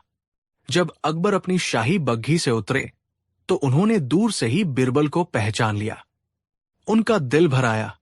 वो तेजी से बीरबल की ओर बढ़े। बीरबल ने भी अकबर को देख लिया। वो अपनी जगह से उठे, लेकिन कहीं भागे नहीं। वो बस शांत खड़े रहे। अकबर उनके पास पहुंचे और उनकी आंखों में देखते हुए बोले, बीरबल, तुम यहां हो। हम तुम्हें कहां कहां नहीं ढूंढते फिरे। और तुम यहां ये सब क्या कर रहे हो? अकबर ने आसपास खड़े लोगों और गधों की ओर इशारा करते हुए पूछा। अब आया कहानी का वो ऐतिहासिक पल। बीरबल ने बड़ी शांति और एक हल्की सी मुस्कान के साथ जवाब दिया, जिसने अकबर को निशब्द कर दिया। बीरबल बोले, जहां पनाह, मैं तो बस अपना काम कर रहा था। अकबर ने हैरानी से पूछा, कैसा काम? बीरबल ने पास खड़े एक गधे की ओर इशारा करते हुए कहा, जहां पनाह, मैं तो गधों को ढूंढ रहा था। अकबर को कुछ समझ नहीं आया। गधों को मतलब? बीरबल ने अपनी बात को स्पष्ट किया, हुजूर, जब आपने मुझे देश निकाला दिया था तो आपका हुक्म था कि मैं आपकी सल्तनत में किसी इंसान को अपनी शक्ल न दिखाऊं। दरबार से निकलने के बाद मैं महीनों तक भटकता रहा। फिर मैंने सोचा कि अगर इंसानों के बीच रहना मना है तो मुझे जानवरों के साथ ही रहना पड़ेगा। और गधे से ज्यादा सीधा और वफादार जानवर कौन हो सकता है? तो मैं बस यही ढूंढ रहा था कि इस सल्तनत में कुल कितने गधे हैं, ताकि मैं उनके साथ अपना बाकी जीवन बिता सकूं। ये सुनते ही अकबर की आंखों से आंसू बह निकले। बीरबल के इन शब्दों में ताना नहीं, एक गहरा दर्द छुपा था। एक दोस्त की शिकायत छुपी थी। बीरबल ने एक वाक्य में अकबर को उनकी गलती का एहसास करा दिया था। उन्होंने बता दिया था कि जब एक बुद्धिमान इंसान की कद्र नहीं होती तो उसे गधों के बीच रहने पर मजबूर कर दिया जाता है। अकबर आगे बढ़े और बीरबल को गले लगा लिया। हमें माफ कर दो बीरबल, हमसे बहुत बड़ी भूल हो गई। गुस्से में हमने अपने सबसे बड़े दोस्त का दिल दुखा दिया। तुम्हारे बिना ये सल्तनत और ये बादशाह दोनों अधूरे हैं। बीरबल भी भावुक हो गए। उन्होंने कहा, आप माफी मांगकर मुझे शर्मिंदा न करें। जहां पनाह, आप मेरे बादशाह हैं और दोस्त भी। दोस्त से शिकायत करना मेरा हक है। उस दिन दोस्ती की जीत हुई। बीरबल पूरे सम्मान के साथ वापस आगरा लौटे और दरबार की रौनक फिर से लौट आई। तो दोस्तों, बीरबल का यह कहना कि मैं तो गधों को ढूंढ रहा था, सिर्फ एक मजाक नहीं था। ये गुस्से में लिए गए एक फैसले पर सबसे करारा और बुद्धिमान तमाचा था। ये कहानी हमें सिखाती है कि गुस्सा इंसान की सोचने समझने की शक्ति छीन लेता है। ये हमें सिखाती है कि सच्चे रिश्तों और काबिल लोगों की कद्र करनी चाहिए, क्योंकि एक बार वे चले जाएं तो जिंदगी वीरान हो जाती है। कहानी 5। ये किस्सा दिल्ली के एक बहुत पुराने और मशहूर व्यापारी का है, जिसका नाम था अली ख्वाजा। अली ख्वाजा ने अपनी पूरी जवानी व्यापार में लगा दी थी। उसने दूर दूर के मुल्कों से सामान लाकर बेचा और अपनी मेहनत से एक एक पैसा जोड़ा था। जब वो बूढ़ा होने लगा तो उसके मन में इच्छा जगी कि मरने से पहले उसे मक्का मदीना की तीर्थयात्रा यानी हज पर जाना चाहिए।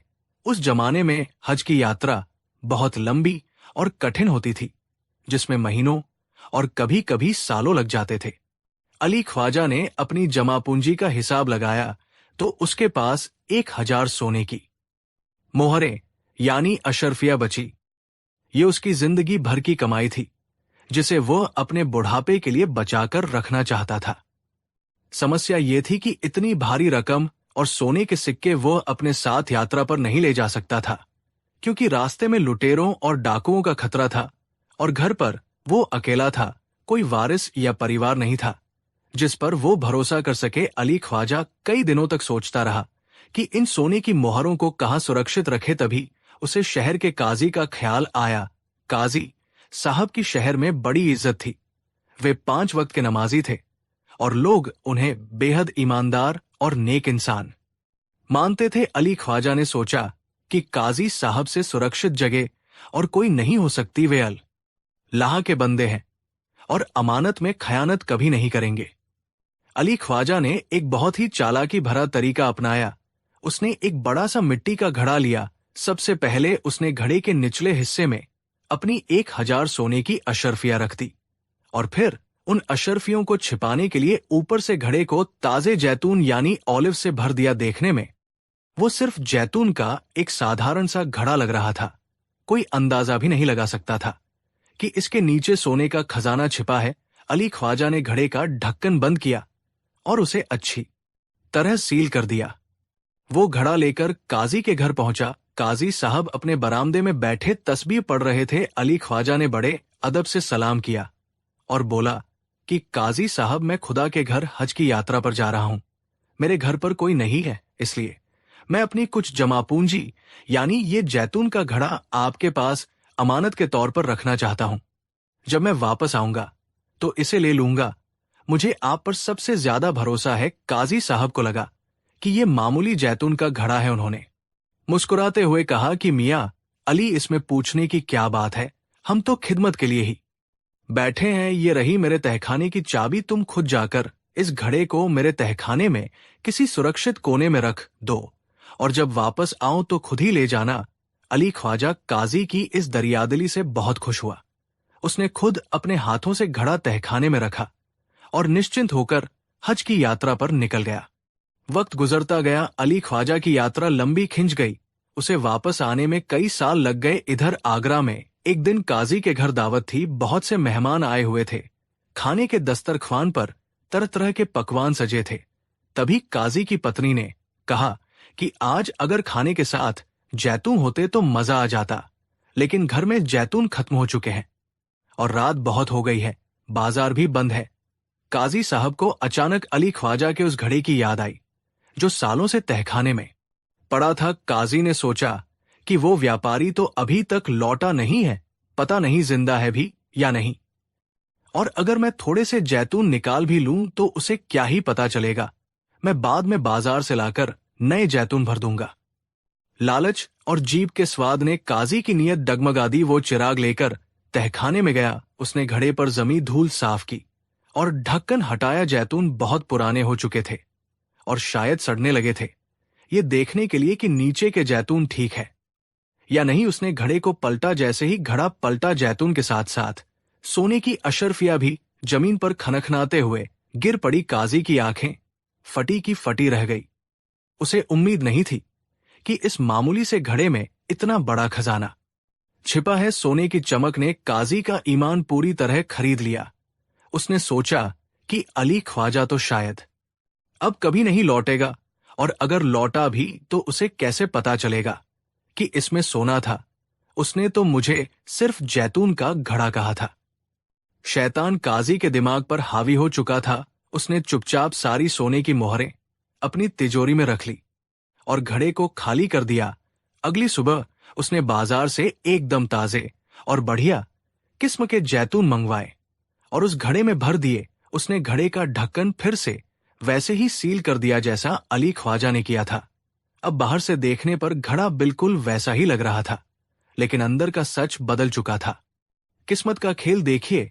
कुछ ही दिनों बाद अली ख्वाजा अपनी यात्रा पूरी करके वापस आ गया। वह थका हुआ था, लेकिन अपने शहर लौटकर खुश था। घर पहुंचकर उसने थोड़ा आराम किया और उसी शाम काजी साहब के घर अपनी अमानत लेने पहुंच गया। काजी ने उसका झूठा स्वागत किया और कहा कि अरे मियां अली, तुम कब आए, बहुत खुशी हुई।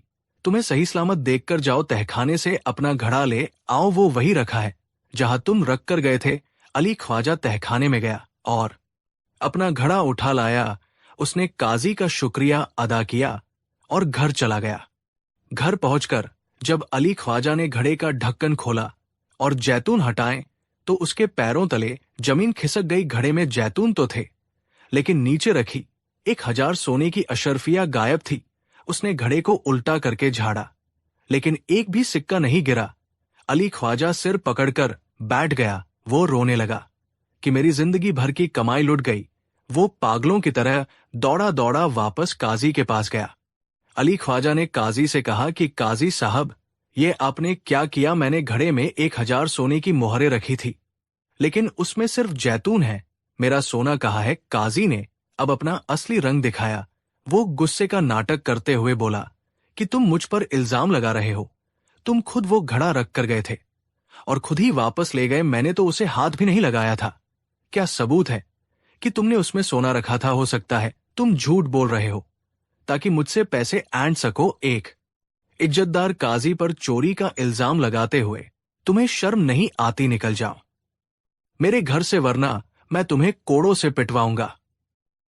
अली ख्वाजा एक शरीफ आदमी था। वो काजी की दबंगई के आगे कुछ नहीं कर पाया, लेकिन उसने हार नहीं मानी। वो शहर के लोगों के पास गया, लेकिन चूंकि काजी का रुतबा बहुत बड़ा था और अली ख्वाजा के पास कोई सबूत नहीं था, इसलिए किसी ने उसकी मदद नहीं की। कोई ये मानने को तैयार ही नहीं था कि इतना धार्मिक काजी चोरी कर सकता है। आखिर में थक-हार कर अली ख्वाजा ने बादशाह अकबर के दरबार में फरियाद की और इंसाफ की गुहार लगाई।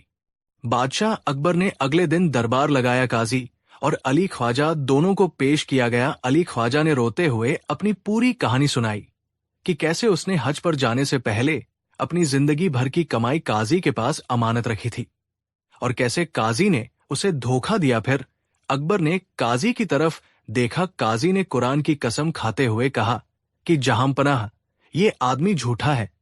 इसने मुझे सिर्फ जैतून का घड़ा दिया था, मैंने उसे छुआ तक नहीं। अगर इसके पास कोई गवाह या सबूत है तो पेश करे, वरना मुझ पर झूठा इल्जाम लगाने के लिए इसे सजा दी जाए।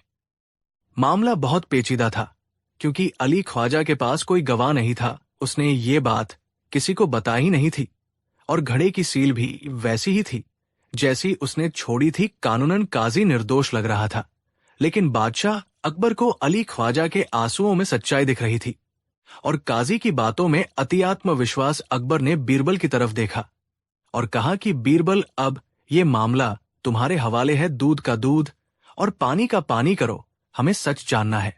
बीरबल ने सिर झुकाकर मामला अपने हाथ में लिया। बीरबल ने काजी और अली ख्वाजा दोनों से कहा कि मुझे जांच के लिए 1 दिन का वक्त चाहिए।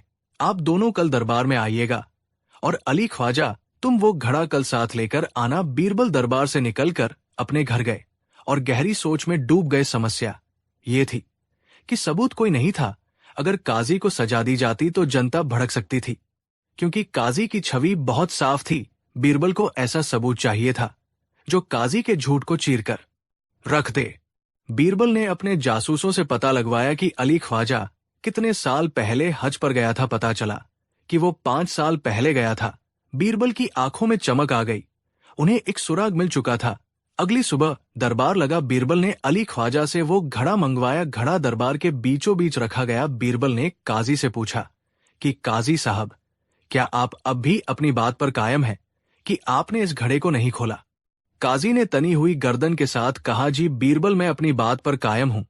मैं अल्लाह का खौफ रखने वाला इंसान हूं। बीरबल ने मुस्कुराते हुए कहा, ठीक है, अभी पता चल जाएगा। बीरबल ने दरबार के सिपाहियों को आदेश दिया कि शहर के सबसे तजुर्बेकार जैतून के व्यापारियों को बुलाया जाए जो जैतून की परख रखते हों।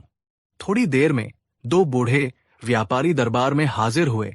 उन्होंने जिंदगी भर जैतून का ही व्यापार किया था। बीरबल ने उन व्यापारियों से कहा कि इस घड़े का ढक्कन खोलिए और इसमें रखे जैतून को चख कर बताइए कि ये कितने पुराने हैं। व्यापारियों ने घड़ा खोला, उसमें से कुछ जैतून निकाले, उन्हें सूंघा दबाकर देखा और फिर चखा। वे दोनों व्यापारी आपस में कुछ फुसफुसाए और फिर बीरबल की तरफ मुड़कर बोले कि हुजूर, ये जैतून तो एकदम ताजे हैं। बहुत हुआ तो ये फसल 3 या 4 महीने पुरानी है। इनका स्वाद और इनका कड़कपन बता रहा है कि ये इसी साल की पैदावार है। बीरबल ने जोर से पूछा, क्या आप यकीन के साथ कह सकते हैं?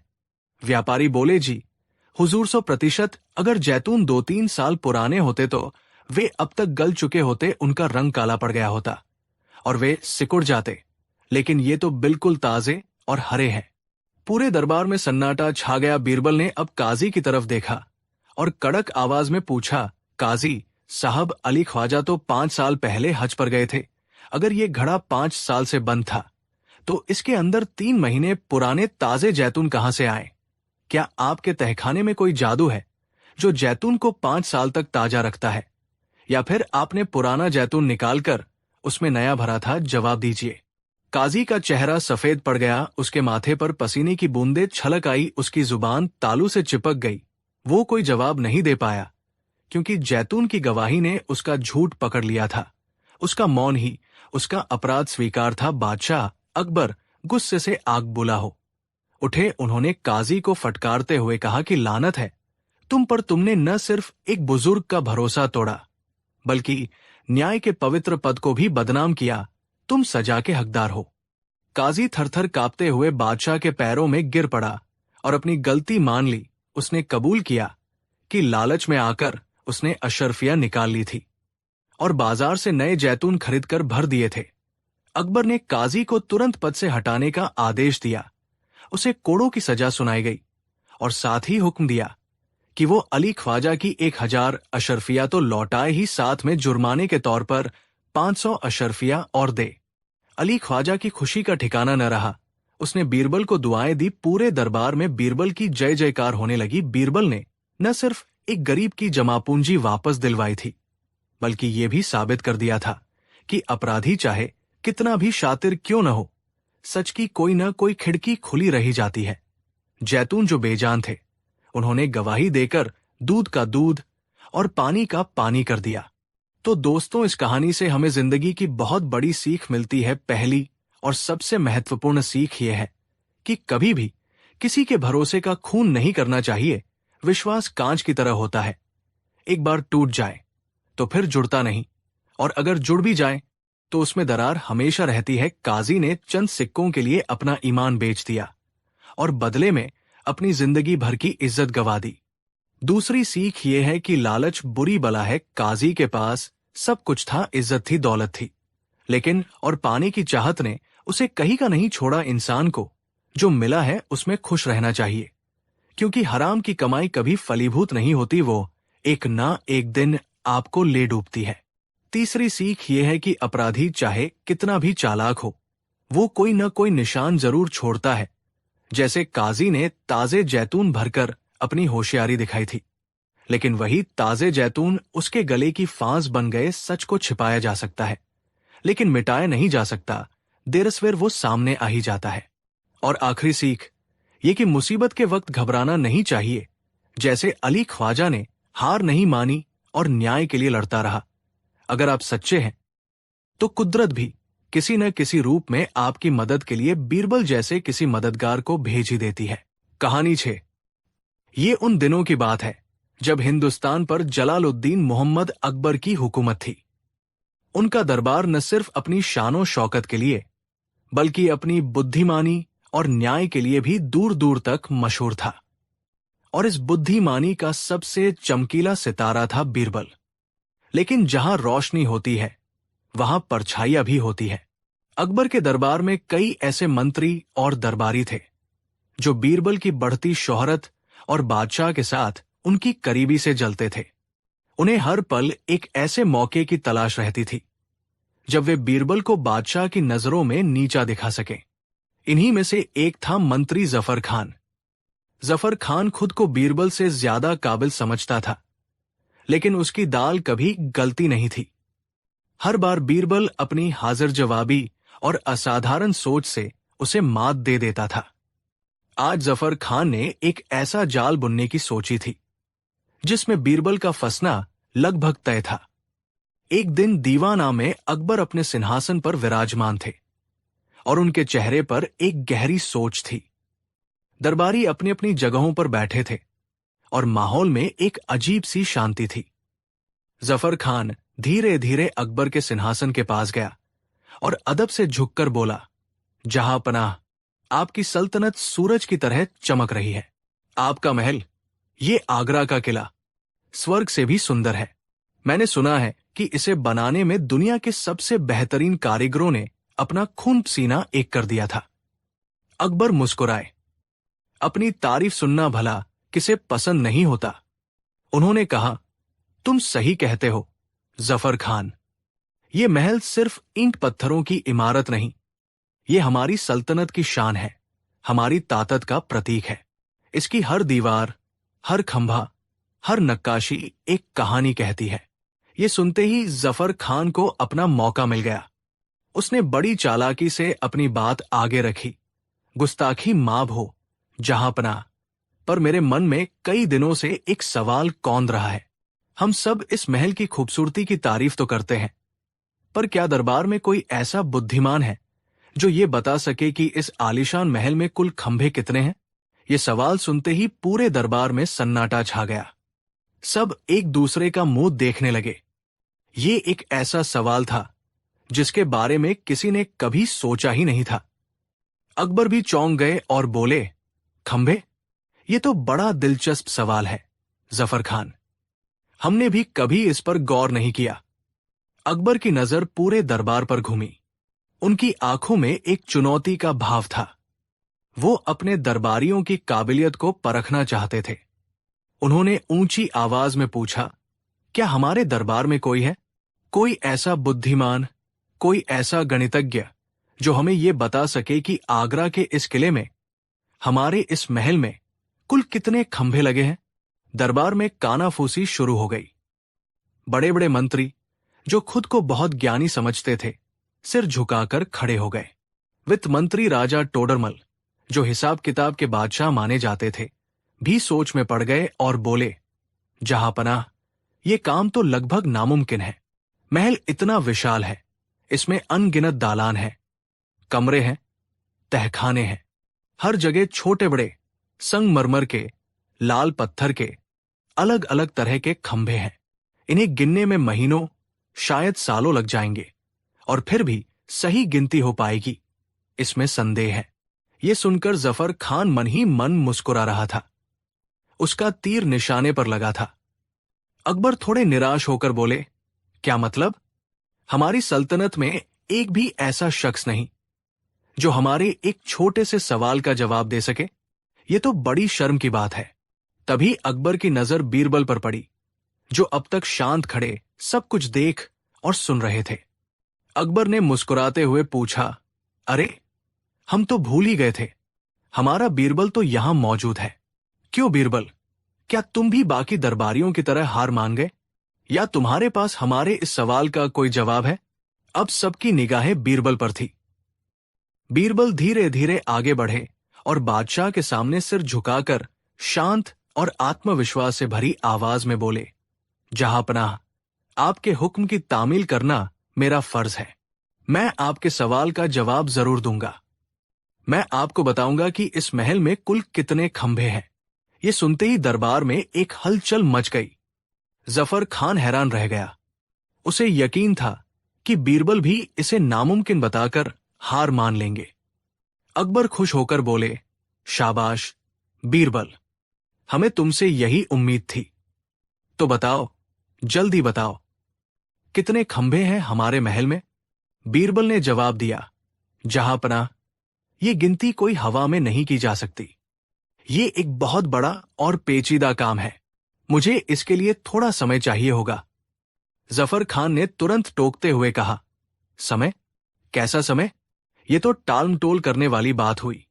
अगर जवाब पता है तो अभी बताइए, वरना मान लीजिए कि आप ये नहीं कर सकते।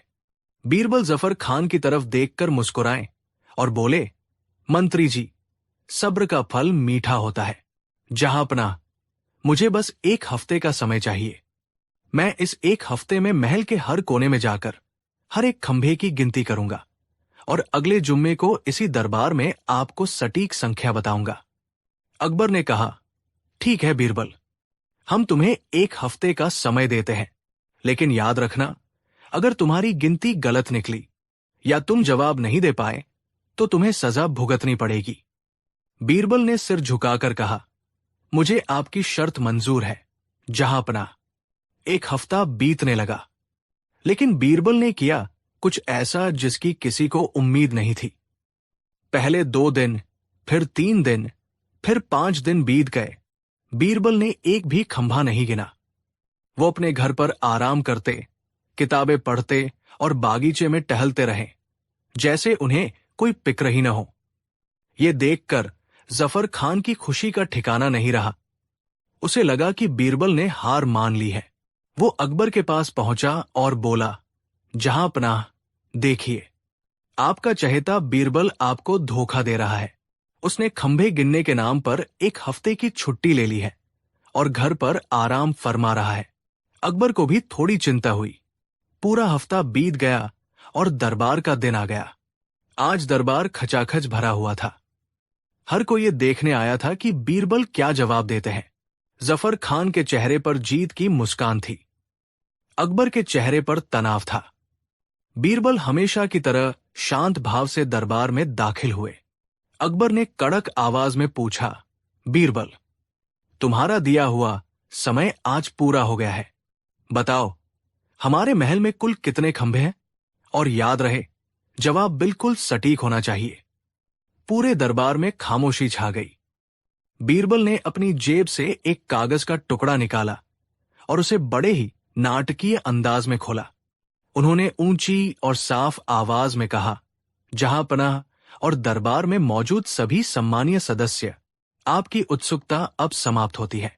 मैंने पूरे 1 हफ्ते तक इस महल के चप्पे चप्पे को छाना है और पूरी गिनती करने के बाद मैं इस नतीजे पर पहुंचा हूं कि इस महल में न एक कम न एक ज्यादा, कुल मिलाकर 2,70,582 खंभे हैं।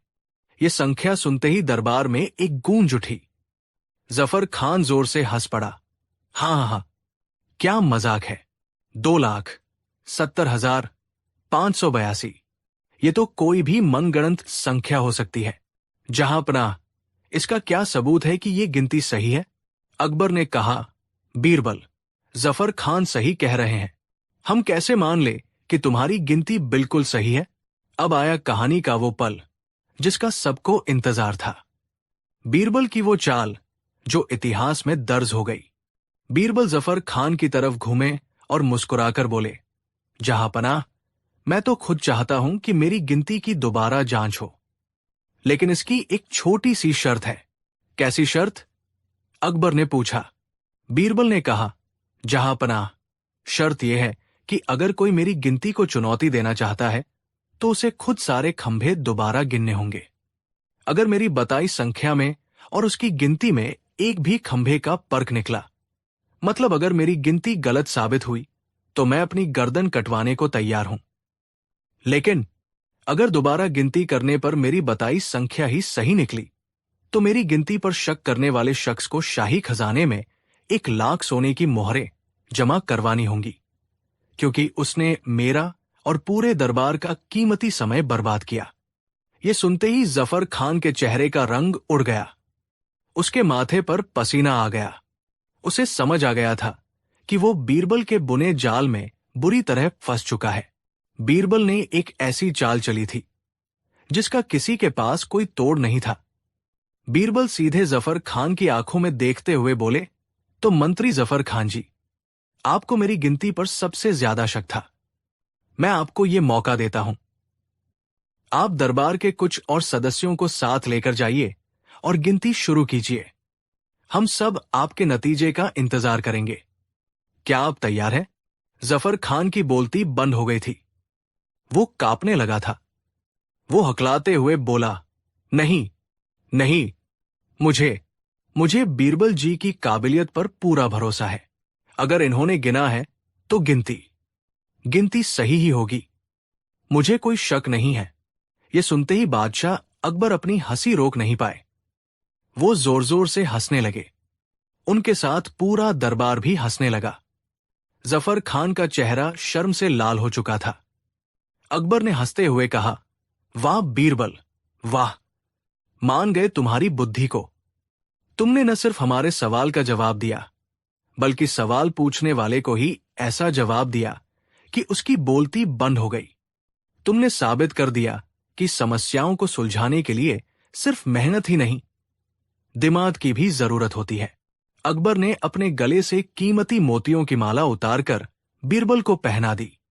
ये कहानी हमें सिखाती है कि जीवन में कई बार हमारे सामने ऐसी चुनौतियां आती हैं जिनका सीधा जवाब देना नामुमकिन होता है। ऐसे समय में हमें समस्या की जड़ को समझना होता है। बीरबल जानते थे कि बादशाह को खंभों की सही संख्या से कोई मतलब नहीं था। वो तो बस अपने दरबारियों की बुद्धि परखना चाहते थे। उन्होंने एक ऐसा जवाब दिया जिसे कोई चुनौती नहीं दे सकता था, और साबित कर दिया कि बुद्धि बल से कहीं ज्यादा बड़ी होती है। कहानी 7। बात उन दिनों की है जब आगरा शहर अपनी खुशहाली के लिए जाना जाता था। लेकिन उसी शहर की एक तंग गली में एक ऐसा आदमी रहता था जिससे हर कोई डरता था। वो कोई डाकू नहीं था, नहीं कोई हत्यारा। उसका नाम था गंगू। गंगू एक साधारण सा झाड़ू लगाने वाला सेवक था। लेकिन पूरे आगरा में ये अफवाह फैली हुई थी कि गंगू दुनिया का सबसे बड़ा मनहूस आदमी है। लोगों का मानना था कि अगर सुबह सुबह किसी ने गंगू का चेहरा देख लिया तो उस दिन उसे खाना नसीब नहीं होता, या तो उसका कोई एक्सीडेंट हो जाता है या कोई बुरी खबर मिलती है।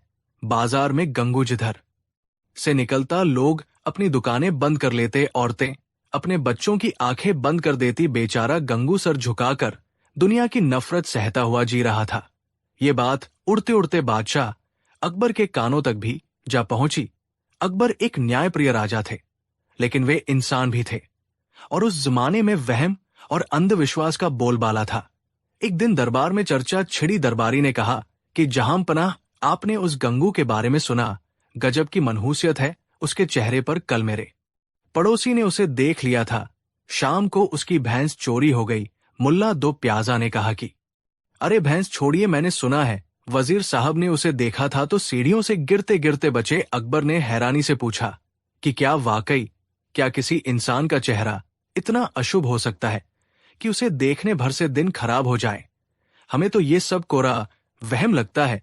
दरबारी ने कहा कि नहीं हुजूर, ये आजमाया हुआ सच है। पूरा आगरा उससे डरता है। अकबर ने जिज्ञासा और अहंकार में कहा कि अगर ऐसा है तो हम खुद इसकी परीक्षा लेंगे। हम देखना चाहते हैं कि क्या वाकई गंगू मनहूस है या ये प्रजा का सिर्फ एक डर है। सिपाहियों, जाओ और उस गंगू को हमारे महल में लेकर आओ।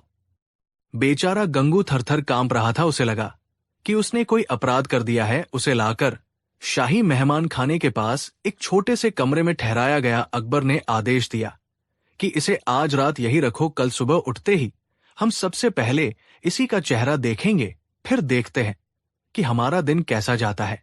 रात गुजरी। सूरज की पहली किरण के साथ बादशाह अकबर की आंख खुली।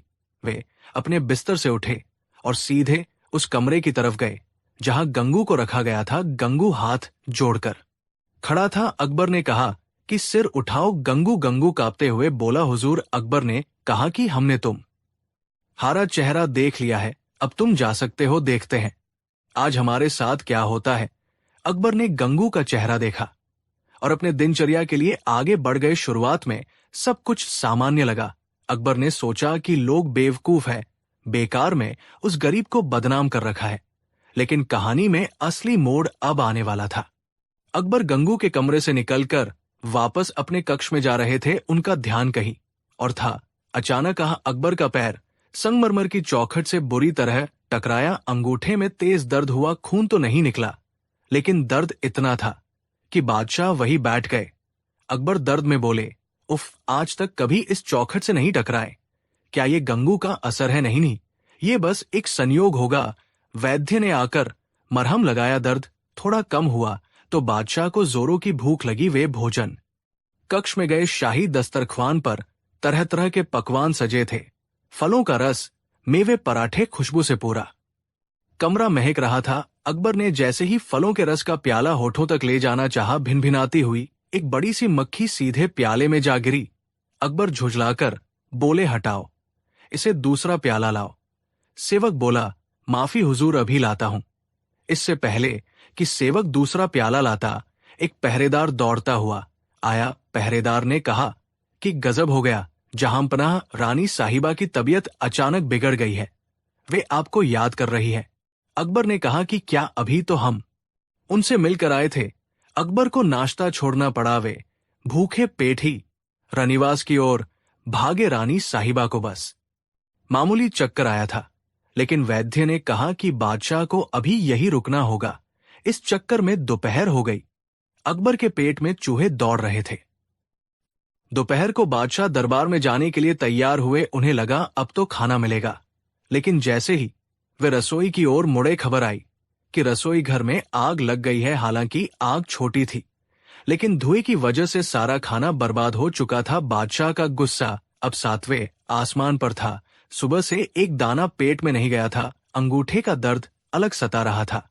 अकबर गुस्से में चिल्लाते हुए बोले, ये क्या हो रहा है? आज सुबह से एक पल का चैन नहीं, न खाना मिला न सुकून। पैर टूटा सो अलग शाम ढल चुकी थी। अकबर जो दुनिया के सबसे ताकतवर बादशाह थे, आज भूख और थकान से बेहाल थे। उनके दिमाग में सिर्फ एक ही ख्याल गूंज रहा था, गंगू। अकबर ने कहा कि सिपाहियों, उस मनहूस गंगू को अभी मेरे सामने पेश करो। गंगू को घसीटते हुए लाया गया। अकबर ने कहा कि तुम वाकई मनहूस हो। लोग सच कहते थे। आज सुबह मैंने तुम्हारा चेहरा देखा और नतीजा देखो, मेरे पैर में चोट लगी, मेरी बेगम बीमार हुई, शाही रसोई में आग लग गई और मुझे हिंदुस्तान के बादशाह को पूरे दिन भूखा रहना पड़ा। गंगू रोते हुए बोला, दुहाई हो सरकार, मैं बेकसूर हूं। ये सब तो संयोग है। अकबर ने कहा, खामोश, ये संयोग नहीं, तुम्हारी मनहूसियत है। अगर तुम जिंदा रहे तो जाने कितनों का दिन खराब करोगे। तुम समाज के लिए खतरा हो। मैं जलालुद्दीन मोहम्मद अकबर तुम्हें मौत की सजा सुनाता हूं। कल सुबह तुम्हें सरेआम फांसी दी जाएगी, ताकि कोई और तुम्हारी परछाई से भी न गुजरे। दरबार सन्न रह गया। गंगू के पैरों तले जमीन खिसक गई।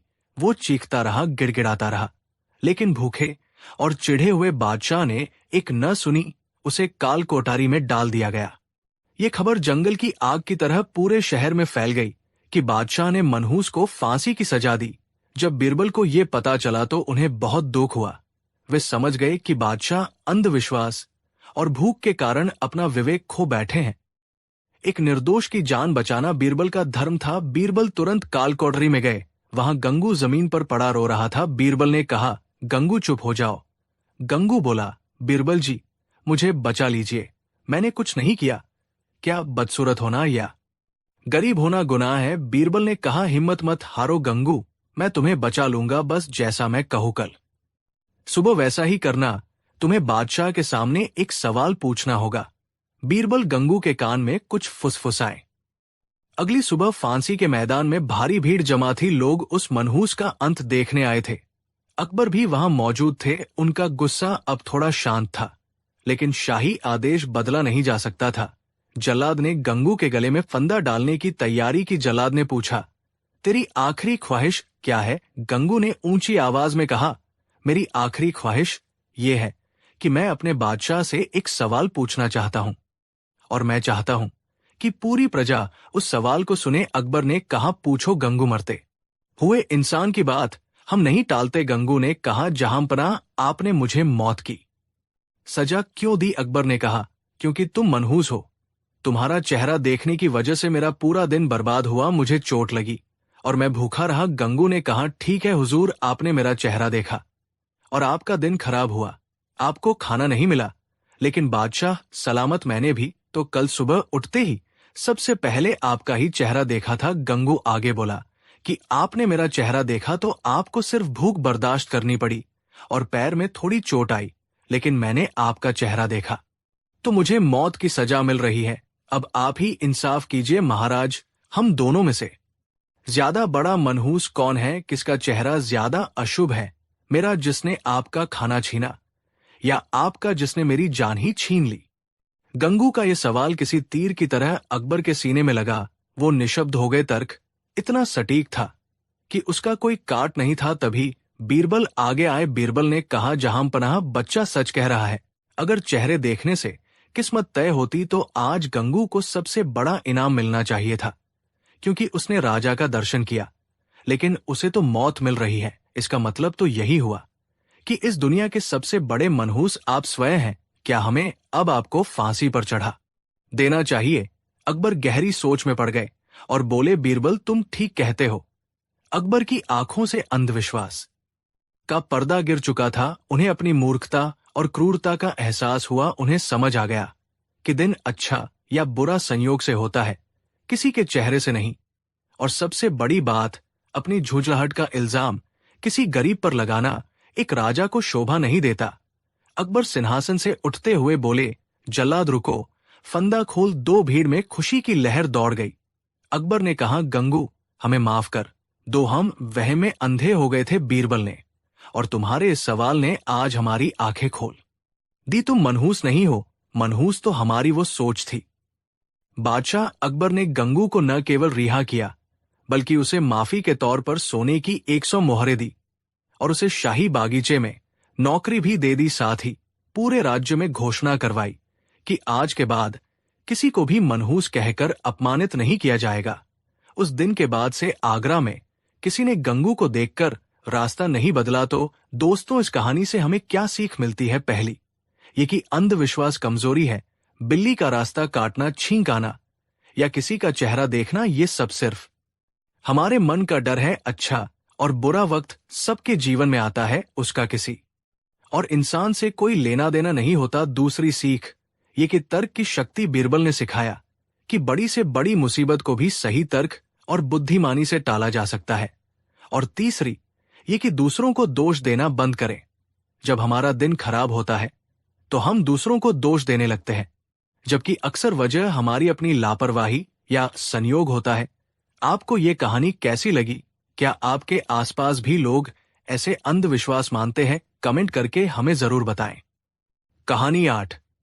ये किस्सा उन दिनों का है जब मुगल सल्तनत का सूरज अपनी पूरी बुलंदी पर था। बादशाह अकबर अक्सर अपने राज्य का हाल जानने के लिए भेष बदलकर प्रजा के बीच जाया करते थे।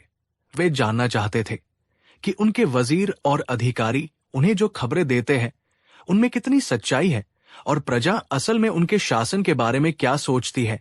एक बार गर्मियों के मौसम में बादशाह अकबर और बीरबल भेष बदलकर आगरा से दूर एक गांव के दौरे पर निकले। दोपहर का वक्त था और सूरज आग उगल रहा था। गर्मी और धूल से बेहाल होकर बादशाह अकबर और बीरबल एक पुराने बरगद के पेड़ के नीचे सुस्ताने के लिए रुके। उन्हें बहुत जोर की प्यास लगी थी, लेकिन आसपास कोई कुआं या नदी दिखाई नहीं दे रही थी। तभी उनकी नजर थोड़ी दूर स्थित एक छोटी सी झोपड़ी पर पड़ी। झोपड़ी के बाहर एक बूढ़ा किसान खाट पर बैठकर रस्सी बुन रहा था। उसके चेहरे पर झुर्रियां थी और आंखों में एक अजीब सी चमक थी जो अनुभव से आती है। बादशाह और बीरबल उस झोपड़ी की तरफ बढ़े। बादशाह ने आवाज लगाई कि बाबा, हम राहगीर हैं और बहुत दूर से आए हैं। गला प्यास से सूखा जा रहा है, क्या थोड़ा पानी मिल जाएगा? बूढ़े किसान ने सिर उठाकर उनकी तरफ देखा और बिना कुछ पूछे अंदर गया और एक मिट्टी के घड़े से ठंडा पानी लाकर उन्हें दिया। पानी पीकर बादशाह की जान में जान आई। उन्होंने किसान को धन्यवाद दिया और वही खाट के पास जमीन पर बैठ गए। बातचीत का सिलसिला शुरू हुआ। बादशाह अकबर ने जानबूझकर बातों को राजनीति की तरफ मोड़ा। उन्होंने किसान से पूछा कि बाबा, इस गांव में तो बड़ी शांति लगती है, लगता है आपकी जिंदगी बड़े मजे में कट रही है। किसान ने एक गहरी सांस ली और फिर कड़वाहट भरे स्वर में बोला कि बेटा, शांति तो श्मशान में भी होती है, पर उसे खुशहाली नहीं कहते। तुम परदेसी लगते हो, इसलिए तुम्हें शायद पता नहीं कि हम किस हाल में जी रहे हैं। ये सुनकर अकबर के कान खड़े हो गए। उन्होंने और कुरेदते हुए पूछा कि क्यों बाबा, क्या परेशानी है? क्या राजा के सिपाही आपको तंग करते हैं या फसल अच्छी नहीं हुई? बूढ़े किसान ने अपनी रस्सी बुनना जारी रखा और बोला कि फसल तो धरती मैया की कृपा से ठीक ही होती है, लेकिन ये जो दिल्ली के तख्त पर बादशाह अकबर बैठा है, न उसकी और उसके लालची अधिकारियों की भूख कभी नहीं मिटती। हम दिन भर खून पसीना एक करके अनाज उगाते हैं और शाम होते होते उसका बड़ा हिस्सा लगान के रूप में छीन लिया जाता है। सुना है बादशाह अकबर खुद को गरीबों का मसीहा कहता है, लेकिन उसे क्या पता कि उसके राज में गरीबों के मुंह से निवाला छीना जा रहा है। उसके अधिकारी भ्रष्ट है और वो अपने महल में ऐशो आराम में डूबा हुआ है। उसे हमारी सुध लेने की फुर्सत कहाँ है? ये सुनकर बादशाह अकबर का चेहरा गुस्से से लाल हो गया। अपनी ही प्रजा के मुंह से अपनी ऐसी बुराई उन्होंने कभी नहीं सुनी थी। दरबार में तो सब उनकी तारीफों के पुल बांधते थे। वे जहां पनाह और जिल्लेलाही सुनने के आदी थे। अकबर का अहंकार जाग उठा, लेकिन उन्होंने खुद पर काबू पाया और सोचा कि शायद ये बूढ़ा अज्ञानी है, इसे समझाना चाहिए। अकबर ने अपनी आवाज थोड़ी सख्त करते हुए कहा कि लेकिन बाबा, हमने तो सुना है कि बादशाह अकबर ने कई कर माफ कर दिए हैं और वो न्यायप्रिय है, शायद आपको गलतफहमी हुई है। किसान ने तपाक से जवाब दिया कि गलतफहमी कैसी गलतफहमी? बेटा, जिसका पेट खाली होता है उसे कोई गलतफहमी नहीं होती। न्यायप्रिय राजा वो होता है जिसके राज में कोई भूखा न सोए। यहां तो वजीर के कुत्ते भी दूध पीते हैं और हमारे बच्चे छाछ को तरसते हैं। अगर बादशाह को असलियत पता नहीं है तो ये उसका सबसे बड़ा गुनाह है। राजा का काम सिर्फ तख्त पर बैठना नहीं होता, अपनी प्रजा का दर्द समझना भी होता है। अगर वो अंधा बना बैठा है तो धिक्कार है ऐसे राजा पर, और धिक्कार है ऐसी सल्तनत पर। अब अकबर से बर्दाश्त नहीं हुआ, उनके सब्र का बांध टूट गया। एक मामूली किसान की ये मजाल कि वो शहंशाह हिंद को धिक्कारे। अकबर ने गुस्से में झटके से अपनी पगड़ी उतारी और अपना असली शाही लिबास दिखाया, जो उन्होंने ऊपर से ढके हुए साधारण कपड़ों के नीचे पहना था। उन्होंने गरजते हुए कहा कि ऐ बदजुबान बूढ़े, अपनी आंखें खोल और देख, तू किसके सामने खड़ा है। मैं ही हिंदुस्तान का बादशाह जलालुद्दीन मोहम्मद अकबर हूं, और तूने अभी अभी मेरे ही मुंह पर मेरी तौहीन की है। ये राजद्रोह है और इसकी सजा सिर्फ मौत है। किसान एक पल के लिए चौंक गया। उसने गौर से अकबर को देखा, लेकिन हैरानी की बात यह थी कि उसके चेहरे पर डर का नामोनिशान नहीं था। जहां अच्छे अच्छे शूरवीर बादशाह का गुस्सा देखकर कांपने लगते थे, वही ये बूढ़ा किसान अपनी जगह से हिला तक नहीं। उसने बड़े ही शांत भाव से कहा कि तो आप ही बादशाह अकबर हैं। अच्छा हुआ जो आप खुद यहां आ गए। कम से कम मेरे मरने से पहले मेरे दिल की बात तो उस इंसान तक पहुंच गई जिसके लिए मैंने ये सब कहा था। अब आप चाहे मुझे मार दे या छोड़ दे, मैंने जो कहा वो सच है, और मैं अपने सच से पीछे नहीं हटूंगा। अकबर का गुस्सा और भड़क गया। उन्हें लगा कि ये किसान जानबूझकर उनका अपमान कर रहा है। उन्होंने बीरबल की तरफ देखा और हुक्म दिया कि बीरबल, इस उद्दंड बूढ़े को अभी गिरफ्तार करो। इसे हमारे साथ आगरा ले चलो। कल सुबह भरे दरबार में इसे सच बोलने की सजा दी जाएगी, ताकि पूरी सल्तनत देख सके कि बादशाह की शान में गुस्ताखी करने का अंजाम क्या होता है। बीरबल मन ही मन बहुत दुखी थे। वे जानते थे कि किसान ने जो कुछ भी कहा वो एक पीड़ित प्रजा का दर्द था, कोई अपमान नहीं। लेकिन उस वक्त बादशाह का गुस्सा 7वें आसमान पर था, इसलिए बीरबल ने चुपचाप आदेश का पालन करना ही उचित समझा। उन्होंने अपने सैनिकों को बुलाया जो थोड़ी दूर पीछे चल रहे थे, और किसान को गिरफ्तार कर लिया गया। अगली सुबह आगरा के किले में दरबार लगा हुआ था। खबर पूरे शहर में फैल चुकी थी कि एक किसान ने बादशाह को बुराबला कहा है और आज उसे सजाए मौत दी जाएगी। दरबार खचाखच भरा था। वजीर और दरबारी इस तमेश को देखने के लिए उत्सुक थे। कई दरबारी जो अकबर की चापलूसी करते थे, वे खुश थे कि किसी ने तो बादशाह का मूड खराब किया। अब बादशाह और सख्त हो जाएंगे, जिससे दरबारियों का रौब और बढ़ेगा। सिपाही बूढ़े किसान को जंजीरों में जकड़कर दरबार के बीचों बीच ले आए। किसान का सिर अभी भी ऊंचा था। अकबर ने सिंहासन से गरजते हुए पूछा कि ए बूढ़े, क्या तुम्हें अपनी गलती का एहसास है? अगर तुम अभी भी माफी मांग लो और स्वीकार कर लो कि तुमने झूठ बोला था, तो शायद हम तुम्हारी सजा कम कर दें। हम तुम्हें मौत की जगह उम्र कैद दे सकते हैं। ये तुम्हारा आखिरी मौका है। पूरा दरबार सन्न रह गया। सबको लगा कि अब ये किसान पैरों पर गिरकर गिड़गिड़ाएगा और जान की भीख मांगेगा, क्योंकि जान सबको प्यारी होती है। लेकिन किसान ने जो जवाब दिया, उसने सबके होश उड़ा दिए। किसान ने निडर होकर कहा कि बादशाह, सलामत माफी वो मांगता है जिसने कोई गुनाह किया हो। मैंने तो सिर्फ अपना और अपने गांव का हाल बयान किया था। अगर सच बोलना गुनाह है तो मुझे ये गुनाह कबूल है, और रही बात झूठ बोलने की, तो जान बचाने के लिए झूठ बोलने से बेहतर मैं सच बोलकर मरना पसंद करूंगा। क्योंकि अगर मैंने आज झूठ बोल दिया कि आपका राज बहुत अच्छा है, तो मेरी आने वाली पीढ़ियां भी इसी भूख और गरीबी में मरेंगी। कम से कम मेरी मौत से शायद आपकी नींद खुले और आप देखें कि आपके राज में गरीबों का क्या हाल है। किसान की ये बात बादशाह के अहंकार पर एक और चोट थी। अकबर ने गुस्से में कहा कि बहुत हो गया इसका दुस्साहस। अब इसे जीने का कोई हक नहीं। जल्लाद को बुलाया जाए, इसे अभी इसी वक्त ले जाकर इसका सिर कलम कर दिया जाए। तभी बीरबल अपनी जगह से उठे और बोले कि जहां पनाह, गुस्ताखी माफ हो, लेकिन सजा देने से पहले क्या मैं इस मुजरिम से एक आखिरी सवाल पूछ सकता हूं? अकबर ने झुंझलाते हुए कहा कि बीरबल, इसका गुनाह साबित हो चुका है। इसने भरे दरबार में भी अपनी धृष्टता दोहराई है। अब सवाल जवाब की क्या गुंजाइश है? बीरबल ने नम्रता से कहा कि महाराज, ये हमारे न्याय के उसूलों का हिस्सा है। मरने वाले को अपनी बात कहने का पूरा मौका मिलना चाहिए। बस एक छोटा सा सवाल। अकबर ने बेमन से सिर हिला दिया। बीरबल किसान के पास गए और उसकी आंखों में देखते हुए पूछा कि बाबा, तुम जानते हो कि तुम्हें सच बोलने की सजा मिल रही है, लेकिन क्या तुम ये बता सकते हो कि तुम बादशाह के बारे में इतना कड़वा सच बोलने की हिम्मत कहां से लाए? क्या तुम्हें अपनी जान का जरा भी डर नहीं लगा?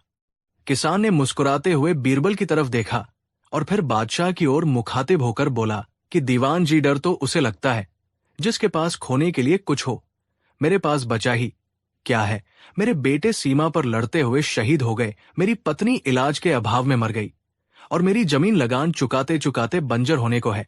जब इंसान के पास उम्मीद ही न बचे तो डर कैसा? और रही बात हिम्मत की, तो मैंने सोचा कि बादशाह को तो दिन रात मीठा झूठ बोलने वाले बहुत मिलते होंगे जो उनकी झूठी तारीफ करके अपना घर भरते हैं, लेकिन कोई तो ऐसा होना चाहिए जो उन्हें आईना दिखाए, जो उन्हें बताए कि उनके चेहरे पर दाग है, ताकि वे उसे साफ कर सकें।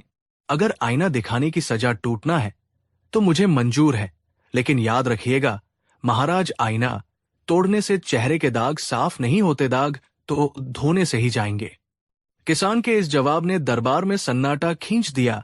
आईना तोड़ने से दाग साफ नहीं होते, ये वाक्य तीर की तरह सीधा अकबर के दिल में जाकर लगा। बीरबल ने मौके की नजाकत को समझते हुए तुरंत बात पकड़ी और अकबर से कहा कि जहांपना, सुना आपने, ये बूढ़ा आदमी आपका दुश्मन नहीं है, बल्कि ये तो आपका सबसे बड़ा शुभ चिंतक है। अकबर ने हैरान होकर बीरबल की तरफ देखा और पूछा कि बीरबल, तुम ये क्या कह रहे हो? इसने हमारी तौहीन की और तुम इसे शुभ चिंतक बता रहे हो। बीरबल ने समझाया कि हुजूर, जरा सोचिए, आपके दरबार में हजारों लोग हैं, लेकिन क्या किसी में इतनी हिम्मत है कि वो आपको आपकी कमियां बता सके? सब सिर्फ वही कहते हैं जो आप सुनना चाहते हैं। वे आपको मीठा जहर दे रहे हैं जिससे आप हकीकत से दूर होते जा रहे हैं। लेकिन इस बूढ़े ने अपनी जान की परवाह न करते हुए आपको कड़वी दवा दी है ताकि आपके राज का स्वास्थ्य सुधर सके। सच कड़वा जरूर होता है महाराज, लेकिन वो इलाज भी करता है। अगर आज आपने इसे मार दिया तो भविष्य में कोई भी इंसान आपके सामने सच बोलने की हिम्मत नहीं करेगा। आप हमेशा झूठ और चापलूसी के अंधेरे में घिरे रहेंगे। ये किसान उस आईने की तरह है जो आपको सच दिखा रहा है। एक बुद्धिमान राजा आईना तोड़ने वाले को सजा नहीं देता, बल्कि आईने में देखकर खुद को संवारता है। बीरबल की बातों ने अकबर के दिमाग पर पड़ा गुस्से का पर्दा हटा दिया। वे गहरी सोच में डूब गए। किसान के शब्द उनके कानों में गूंज रहे थे। आईना तोड़ने से दाग साफ नहीं होते। अकबर ने महसूस किया कि उनका अहंकार उन्हें अंधा बना रहा था। वे एक ऐसे इंसान को मारने जा रहे थे जो निस्वार्थ भाव से उन्हें सच्चाई बता रहा था, जबकि उनके आसपास खड़े कई दरबारी सिर्फ अपने फायदे के लिए उनकी जीहुजूरी करते थे। काफी देर तक दरबार में खामोशी छाई रही। हर किसी की धड़कन रुकी हुई थी कि अब बादशाह क्या फैसला लेंगे। अचानक बादशाह अकबर अपने सिंहासन से उठे और धीरे धीरे सीढ़ियां उतरकर उस बूढ़े किसान के पास आए। जल्लाद ने अपनी तलवार नीचे कर ली। अकबर ने अपने हाथों से किसान की जंजीरें खोली और उसके सामने हाथ जोड़कर खड़े हो गए। पूरा दरबार ये दृश्य देखकर स्तब्ध था। हिंदुस्तान का शहंशाह एक मामूली किसान के सामने नतमस्तक था। अकबर ने रुंधे गले से कहा कि बाबा, हमें माफ कर दीजिए, हमारे कानों को सिर्फ तारीफ सुनने की आदत पड़ गई थी, इसलिए हम आपके सच को सह नहीं पाए। आपने आज हमारी आंखें खोल दी। बीरबल ठीक कहते हैं, आप हमारे दुश्मन नहीं बल्कि सच्चे मित्र हैं, क्योंकि सच्चा मित्र वही है जो गलत रास्ते पर जाने से रोके। अकबर ने वजीर को आदेश दिया कि इस किसान के गांव का पूरा लगान हमेशा के लिए माफ कर दिया जाए और शाही खजाने से इसे इतना धन दिया जाए कि इसकी बाकी जिंदगी आराम से कटे। साथ ही अकबर ने यह भी घोषणा की कि आज से हमारे दरबार में सच बोलने वाले को सजा नहीं बल्कि इनाम दिया जाएगा, चाहे वो सच कितना ही कड़वा क्यों न हो। बूढ़े किसान की आंखों में आंसू आ गए। उसने कांपते हाथों से बादशाह के सिर पर हाथ रखकर आशीर्वाद दिया। उस दिन न सिर्फ एक किसान की जान बची, बल्कि बादशाह अकबर का राजधर्म भी बच गया। उस दिन सच की जीत हुई।